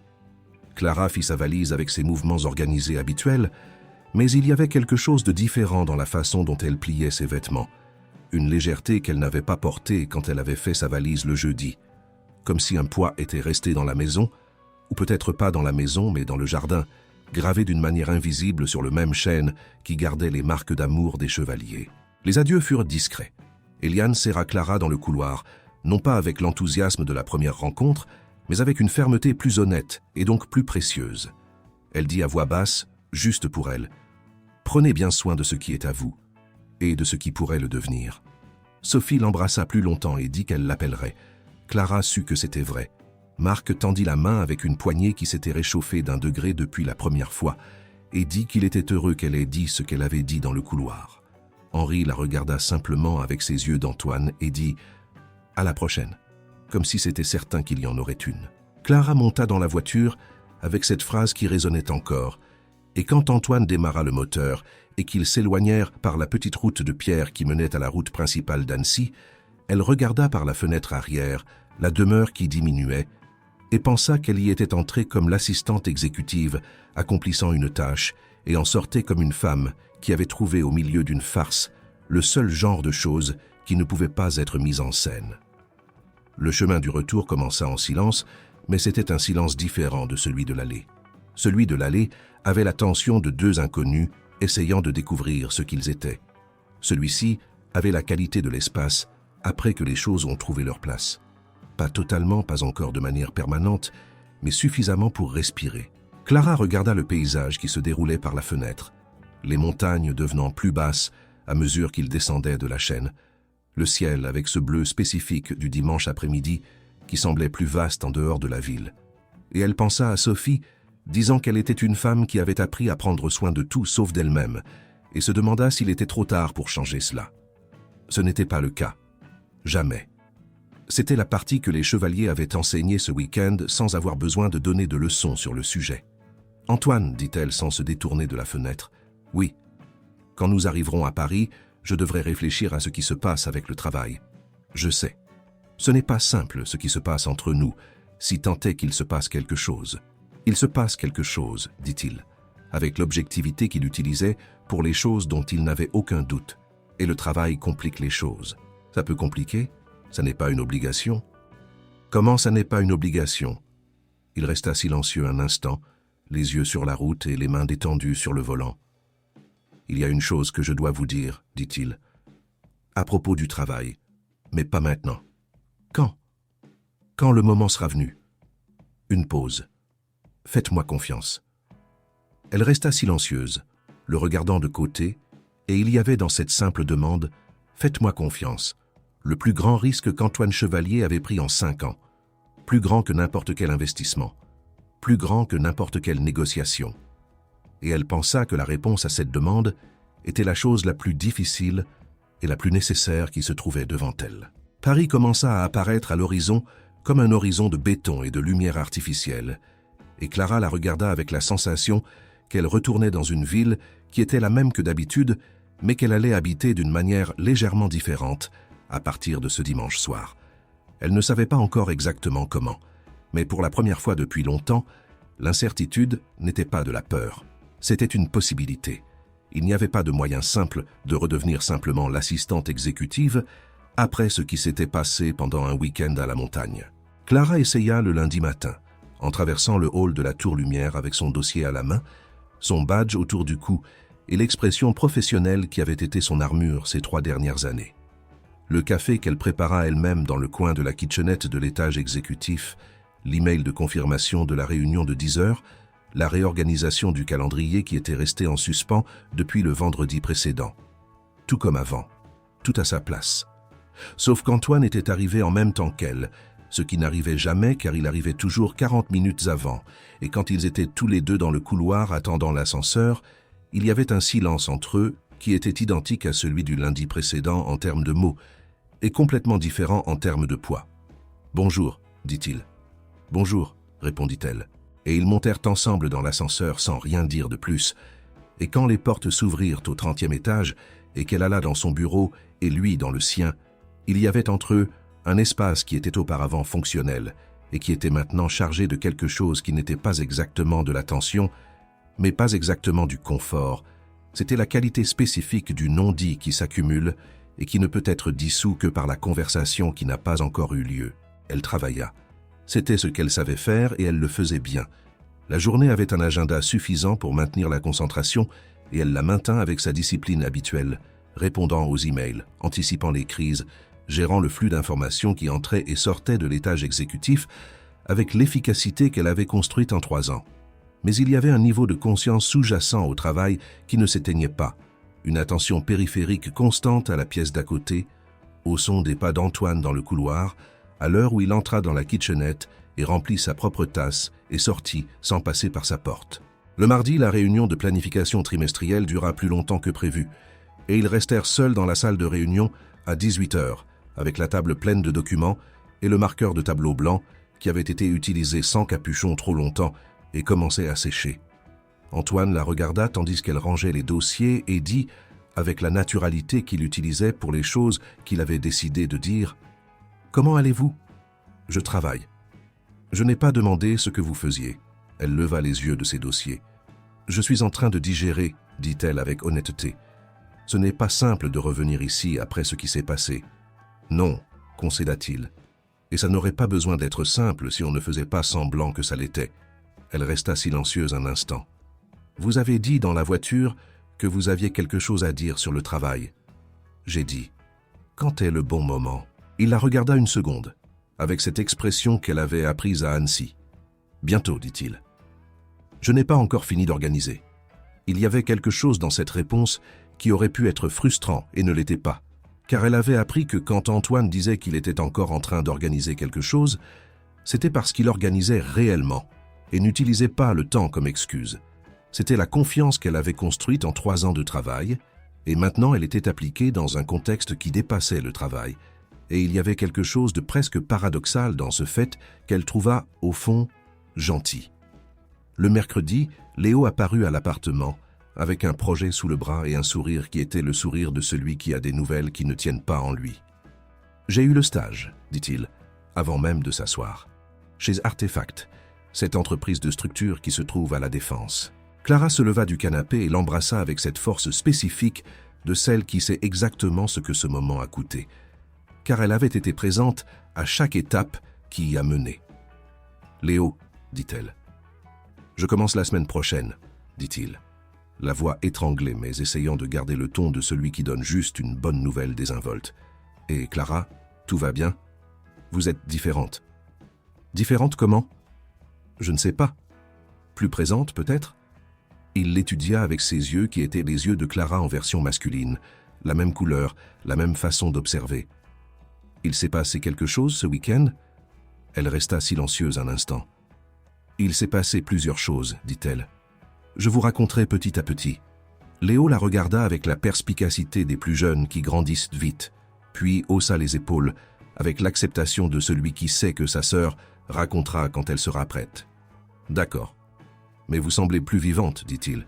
« C'est bien, plus vivante. » Elle retincela. Le jeudi, elle arriva au travail pour trouver une enveloppe sur son bureau. Il n'y avait pas d'expéditeur externe, elle avait été déposée à la main, et à l'intérieur, il n'y avait qu'une carte imprimée avec le logo du service juridique de l'entreprise et 2 lignes écrites à la main sous le texte formel. Clara resta à regarder cette carte pendant un temps qu'elle ne sut mesurer, avec cette sensation spécifique de quand une chose qui n'était pas encore arrivée se passait déjà dans sa tête. Elle se leva, marcha jusqu'à la porte du bureau d'Antoine et frappa du bout des doigts.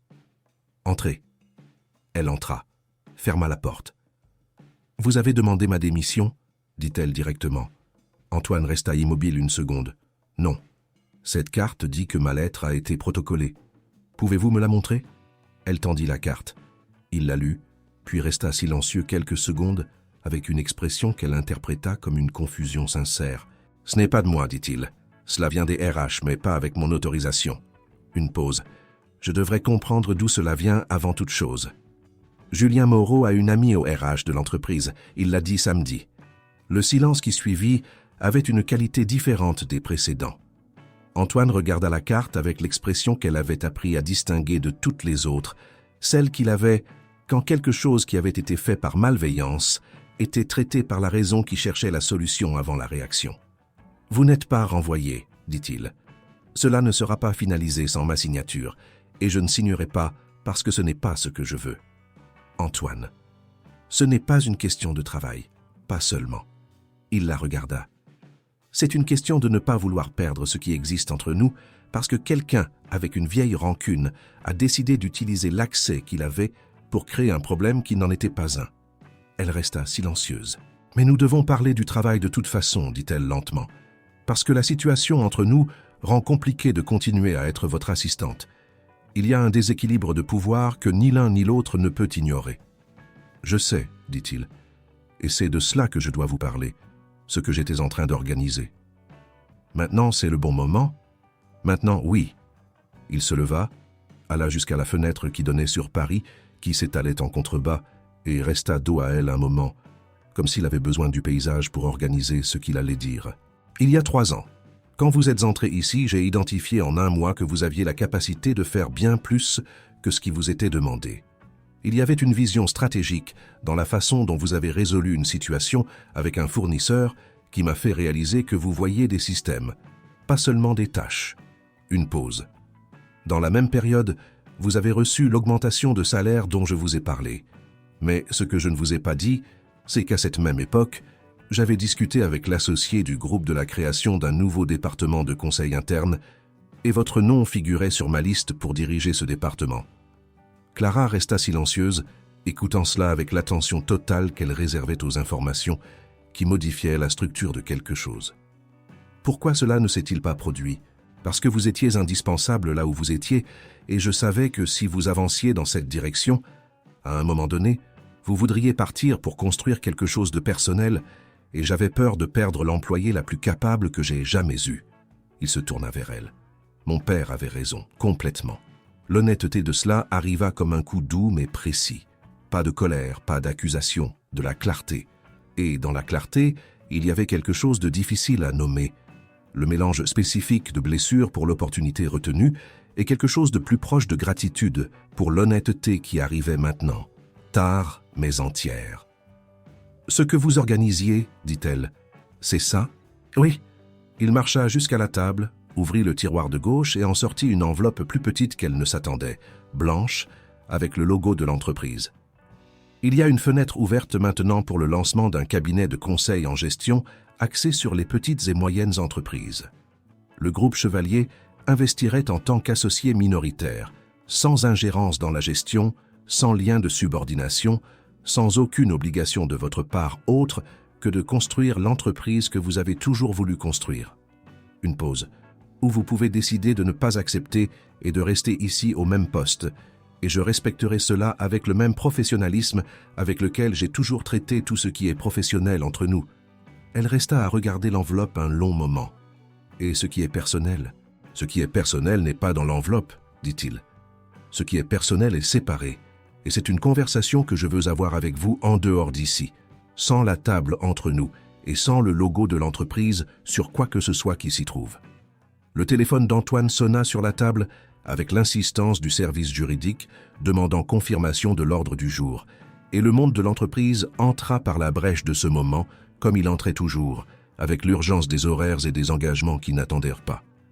Clara prit l'enveloppe à deux mains, sentit le poids spécifique des documents à l'intérieur, le genre de poids qui a plus de conséquences que de grammes. « Je vais lire, » dit-elle. « Prenez le temps qu'il vous faudra. » Elle retourna dans son bureau avec l'enveloppe, s'assit sur la chaise qu'elle avait occupée pendant 3 ans et resta un instant les mains sur la table et cette enveloppe devant elle, comme une porte qui lui était offerte, sans hâte et sans pression. Le buzzer de l'interphone de la pièce retentit. C'était la réceptionniste qui informait que la réunion de 16 heures était arrivée. Clara confirma, organisa les documents de l'ordre du jour avec ses mouvements précis habituels et, avant de se lever, ouvrit le tiroir de son bureau et y plaça l'enveloppe, avec le soin qu'elle réservait aux choses qui nécessitaient du temps. Cette nuit-là, elle lut chaque mot 2 fois. Il y avait dans les pages du document une proposition structurée avec la précision qu'elle reconnaissait comme la marque d'Antoine dans tout texte émanant du groupe. Claire dans les conditions, juste dans les proportions, honnête dans les limites. L'investissement garantissait un capital pour les 2 premières années d'opération sans exiger de participation aux décisions, avec une clause de rachat qui protégeait les 2 parties, avec un délai de transition qui lui donnait le temps d'organiser sa sortie de l'entreprise et son entrée dans le nouveau projet. C'était tout ce qu'elle avait rangé dans un tiroir à la fermeture discrète 3 ans auparavant. C'était le tiroir qui s'ouvrait. Elle resta tard à regarder les documents, puis regarda le plafond, puis écouta le silence de l'appartement qui était petit, mais était le sien, de ce côté de Paris, où la vie s'était installée avec beaucoup d'efforts et où l'avenir avait toujours été la prochaine mensualité de Léo, la prochaine facture, le mois suivant. Et elle pensa que le prochain pas maintenant n'était ni une mensualité, ni une facture. C'était un choix, d'elle, par elle, pour elle. C'était la première fois depuis longtemps que cela était si simple et si énorme à la fois. Le lendemain matin, elle arriva au travail à 8 heures précises comme toujours, prépara le café, ouvrit l'ordinateur, vérifia l'agenda. Et à 8h15, quand l'ordre du jour était organisé, elle écrivit un court email au service juridique informant que la lettre de démission protocolée n'avait pas été générée avec son autorisation et demandant l'archivage du processus avec justification de nullité pour vice d'origine. Elle envoya, ferma la fenêtre, ouvrit celle du jour. Il y avait du travail à faire, et il y avait plus tard une conversation qui attendait le bon endroit et le bon moment. Elle savait qu'Antoine ne laissait rien se perdre par précipitation, et elle, pour la première fois depuis des années, ne s'effaçait plus par peur. C'était un début, pas la fin, pas encore. Mais c'était la bonne direction, et elle reconnaissait les bonnes directions comme elle reconnaissait les mouvements de Chopin, par le rythme qui s'ancrait dans le corps avant d'atteindre l'esprit. La pluie arriva sur Paris avec cette détermination de celle qui avait attendu assez longtemps pour avoir le droit d'être intense. Ce n'était pas le crachin fin des jours d'hiver, mais la pluie lourde qui transforme l'asphalte en miroir et frappe aux fenêtres comme si elle voulait entrer. Clara était dans son appartement quand l'interphone sonna, un samedi après-midi 2 semaines après le week-end à Annecy, une tasse de thé à la main et les documents de la proposition ouverts pour la 3e relecture de la semaine. Elle n'attendait personne. Léo était en stage, qu'il avait commencé le lundi avec cette énergie des premiers jours qu'elle avait vue chez son frère, chaque fois que quelque chose de nouveau commençait pour lui. L'appartement était à elle seule ce samedi, et la pluie, le thé et les documents étaient une compagnie suffisante pour le genre d'après-midi où l'on prend de grandes décisions. L'interphone sonna. Qui est-ce? Antoine. Elle resta silencieuse une seconde, qui dura plus d'1 seconde.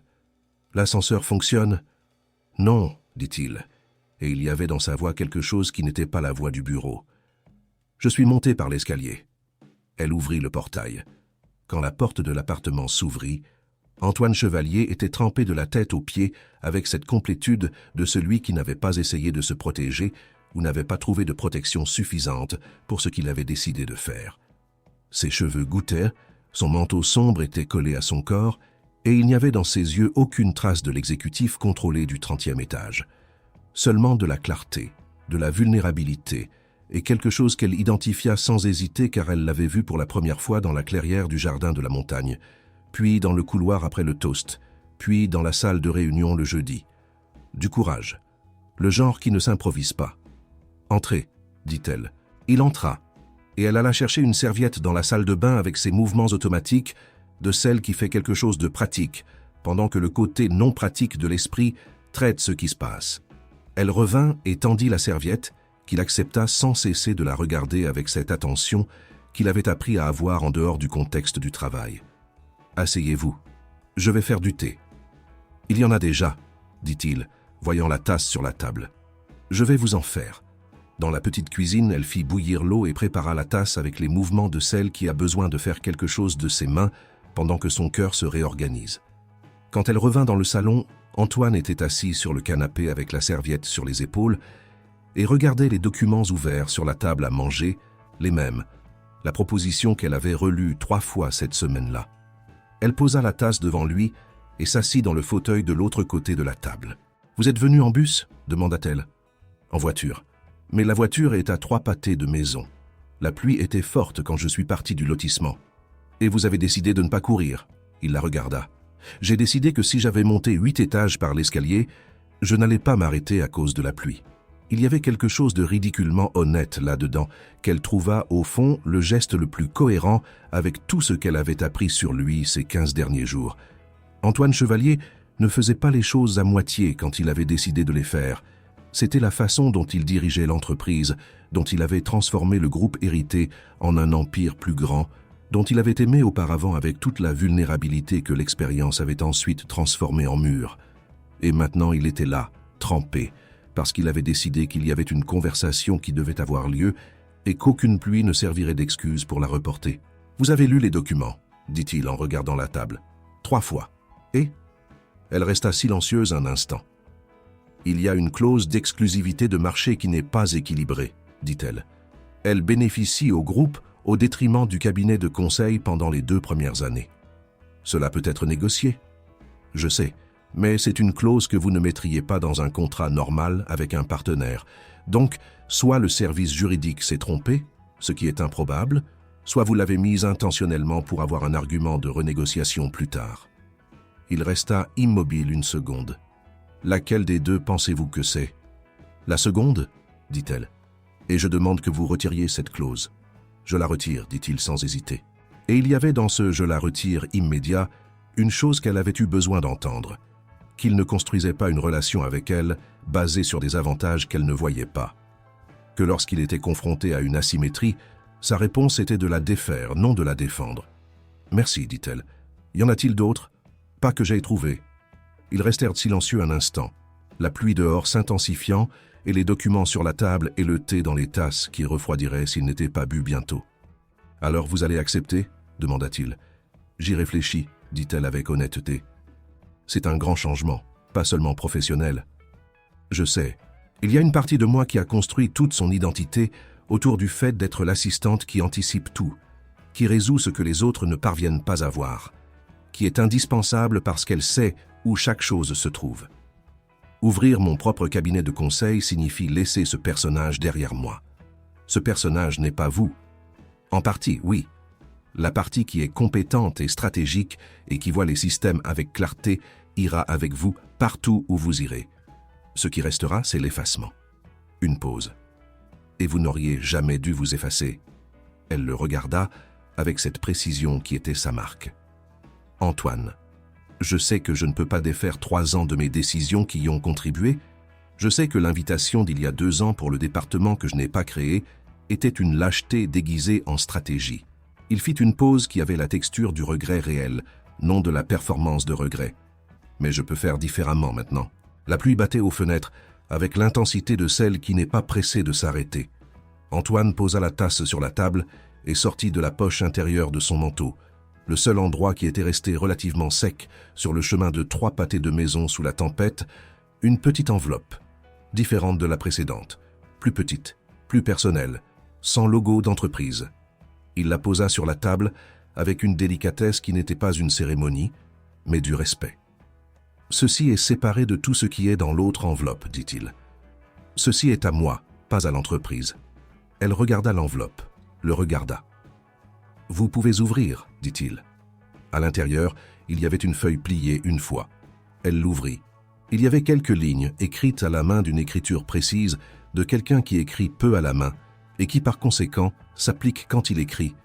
Clara lut, plia, rangea à 2 mains sur la table. Elle resta silencieuse un instant qui était de la réflexion, et non de l'hésitation, qui avait la qualité des décisions déjà prises et qui n'attendait plus que d'être dite à voix haute. « Une condition, dit-elle. Laquelle ? Pas de mensonge. Plus jamais. Dans aucune direction. Plus jamais, dit-il, et il y avait dans la promesse une fermeté qui était l'opposé du contrat car elle n'avait pas besoin de papier pour être réelle. Alors oui, dit-elle. Le dîner, oui. Il resta immobile une seconde avec cette expression qu'elle avait appris à lire, celle qui apparaissait quand quelque chose arrivait avant que le bouclier n'ait le temps de se refermer, quand il était simplement présent sans protection et sans stratégie. Et puis il esquissa ce sourire lent qu'elle avait vu pour la première fois dans la cuisine de la demeure, le samedi matin, avec la brume à la fenêtre, celui qui n'était pas du bureau et qu'elle avait catalogué intérieurement comme dangereux et qu'elle reconnaissait maintenant sous son vrai nom. C'était le sourire de quelqu'un qui avait décidé d'aller bien. Ils restèrent assis sur le canapé, pendant que la pluie continuait dehors. Les tasses de thé à la main, la conversation qui suivit, ne portant ni sur la proposition, ni sur le contrat, mais sur les petites et grandes choses qui construisent les gens, celles qui normalement ne trouvent pas leur place en réunion ou à l'ordre du jour. Elle raconta comment s'était passé le premier Noël sans ses parents, quand Léo avait 18 ans, et qu'elle avait acheté un poulet rôti dans un supermarché à 20 heures parce qu'elle n'avait rien préparé et qu'ils avaient mangé tous les deux à la petite table en écoutant de la musique parce que c'était la seule chose qu'elle avait réussi à organiser cette nuit-là. Il raconta le jour où il avait allumé son téléphone après avoir annulé ses fiançailles et avait supprimé tous les contacts qui appartenaient à la vie d'avant, parce qu'il n'y avait pas d'autre moyen de commencer que par le vide. Et il y avait dans ces histoires la même chose que dans la clairière avec le chêne et dans la cuisine du matin brumeux. 2 personnes qui se rencontraient dans le réel. Quand la pluie commença à diminuer, la lumière de la fenêtre changea, devint plus claire. Ce filet de soleil qui apparaît parfois après une forte tempête, comme si le ciel vérifiait si le monde était toujours là. Clara regarda la fenêtre et le soleil qui déchirait les nuages, avec cette couleur spécifique de fin de pluie qui semble plus intense que le soleil du matin, parce qu'elle contraste avec le gris qui s'estompe. « Je dois aller régler la voiture, » dit-il, mais il ne se leva pas immédiatement. La pluie est passée. Presque. Ils restèrent à regarder par la fenêtre un instant, épaule contre épaule, l'appartement silencieux autour d'eux, et les documents sur la table et la petite enveloppe à côté qu'elle avait rangée avec cette délicatesse qu'elle réservait aux choses qui allaient durer. « Antoine ? Oui, quand vous avez dit que vous organisiez les choses avant de parler, vous organisiez les mots ou vous vous organisiez vous-même? Il resta silencieux une seconde. Les deux, dit-il. Il y a 5 ans, j'ai appris qu'ouvrir un espace à quelqu'un pouvait être dangereux. Il m'a fallu 2 semaines pour comprendre que le risque de ne pas l'ouvrir était plus grand. Plus grand pourquoi? Parce que vous n'êtes pas quelqu'un qui attend indéfiniment, dit-il. Et je ne voulais pas arriver en retard. Elle y pensa. Il y avait une exactitude dans cette évaluation qu'elle reconnaissait comme vraie. Elle avait attendu Léo, elle avait attendu la facture, elle avait attendu les choses qu'elle devait attendre. Mais il y avait une catégorie de choses pour lesquelles elle n'attendait pas plus que le raisonnable, et cette catégorie incluait celles qui faisaient partie de ce qu'elle voulait construire pour elle-même. « Je n'aurais pas attendu », confirma-t-elle. « Je sais. » Il se leva pour prendre son manteau encore humide, et elle l'accompagna jusqu'à la porte. Et quand elle ouvrit la porte et que le couloir apparut avec la lumière du plafond allumée, il y eut un instant, bref et complet, avant qu'ils ne sortent, où ils restèrent tous les deux immobiles sur le seuil, avec cette clarté que les moments vrais ont, celle qui n'a pas besoin de dramatisation parce qu'elle est suffisamment réelle ainsi. « Samedi soir, dit-il. « Pour le dîner. »« Samedi soir. » Il descendit par l'escalier, car l'ascenseur était toujours en panne, et elle resta à écouter le son des pas s'éloignant dans le couloir jusqu'à ce qu'il ne soit plus possible d'entendre. Puis elle ferma la porte et retourna dans le salon avec sa tasse de thé froid à la main, et le soleil qui était entré par la fenêtre transformant l'appartement en quelque chose de différent de ce qu'il était une heure auparavant. Elle posa la tasse dans l'évier, retourna à la table, prit la petite enveloppe, celle sans logo, et la rangea dans le tiroir de la table de chevet de la chambre avec la même délicatesse que toujours, mais avec une intention nouvelle. Ce n'était pas pour cacher, c'était pour garder. Il y avait une différence énorme entre les deux choses, et elle commençait à apprendre, avec la précision avec laquelle elle apprenait tout ce qui importait, exactement laquelle. Dans les mois qui suivirent, les choses se déroulèrent avec cette vitesse des histoires qui ont une fondation réelle, pas trop rapide pour être fragile, pas trop lente pour perdre leur mouvement. La clause déséquilibrée fut retirée sans discussion, et le contrat révisé fut signé un après-midi de semaine avec Marc Chevalier présent en tant que représentant du groupe et une poignée de main qui avait la fermeté des choses que tous deux savaient valoir. Le cabinet de conseil reçut le nom qu'elle avait gardé dans le tiroir avec son rêve, structure vive. La prémisse était simple et l'exécution était tout, une gestion accessible pour les entreprises qui avaient du potentiel et n'avaient pas d'accès. Les 3 premiers clients vinrent par recommandation et le 4e vint par un article qu'elle avait écrit sur un blog de gestion à 23h un mardi parce qu'elle avait quelque chose à dire et le dit. Léo termina l'année scolaire avec mention et commença le stage qui le mènerait à son premier vrai chantier l'année suivante. Un soir, lors d'un dîner entre le frère et la sœur, il la regarda au milieu de la conversation et dit « Tu as l'air d'être toi-même ». Et il y avait là toute l'analyse qu'il aurait pu faire et n'avait pas besoin de faire. Eliane Chevalier appela un après-midi sans prévenir. La conversation dura 40 minutes et couvrit des sujets allant de la recette de la brioche que Clara avait mangée au petit déjeuner de la demeure à l'opinion d'Eliane sur l'état de la mode contemporaine, qui était ferme et détaillée. À la fin de l'appel, avant de raccrocher, elle dit « Vous êtes bonne pour lui, non pas parce que vous êtes parfaite, mais parce que vous êtes honnête. » Et elle raccrocha avant que Clara ne puisse répondre, ce qui était bien le style d'Eliane Chevalier. Le dîner du samedi devint les dîners du samedi, qui devinrent les déjeuners du dimanche, qui devinrent les jours de semaine où la conversation continuait, parce qu'il y avait toujours plus de choses à dire que de temps.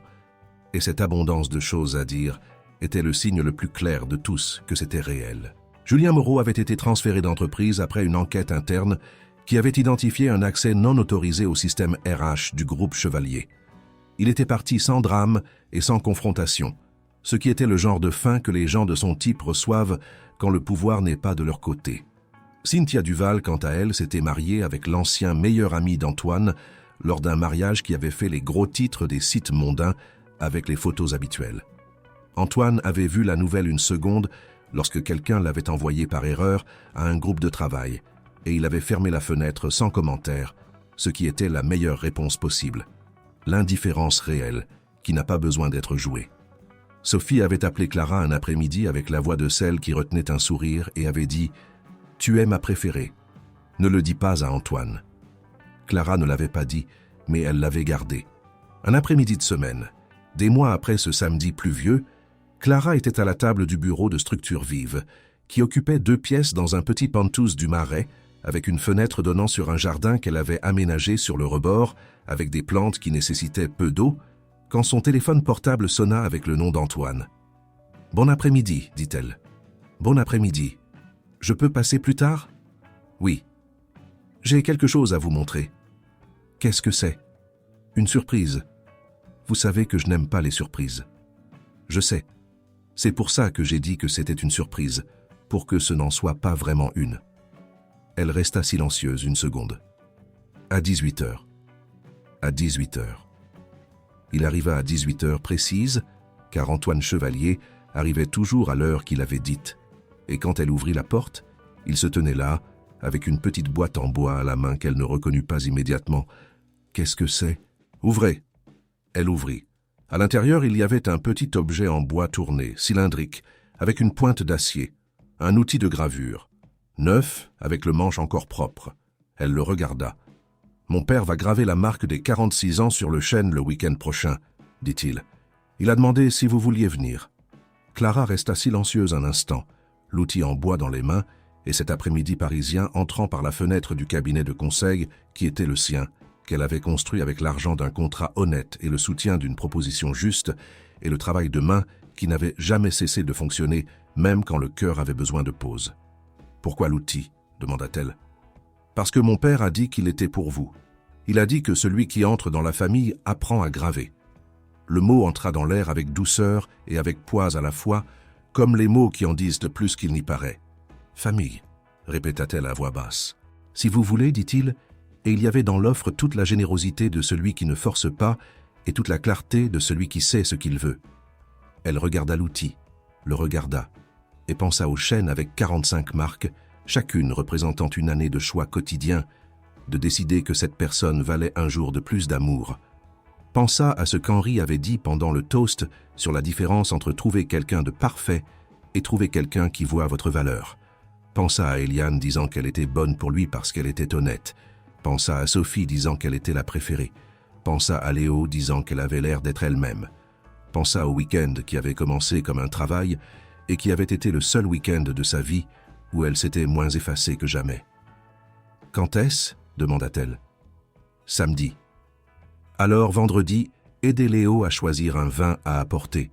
Il veut être présenté à votre père. » Antoine resta immobile une seconde, et il y avait dans cette immobilité toute la surprise qu'il avait appris à ne pas cacher. « Il veut ?» Il a demandé s'il pouvait venir. Il a dit qu'il voulait rencontrer l'homme qui fait briller ma sœur.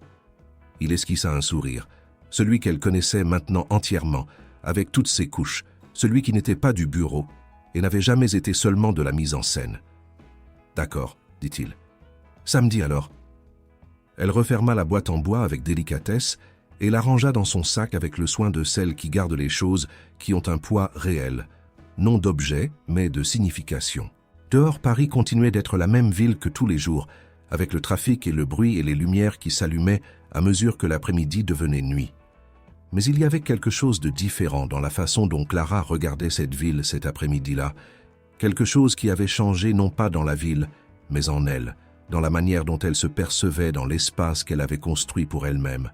Elle avait signé un contrat pour faire semblant. Il avait signé pour se protéger.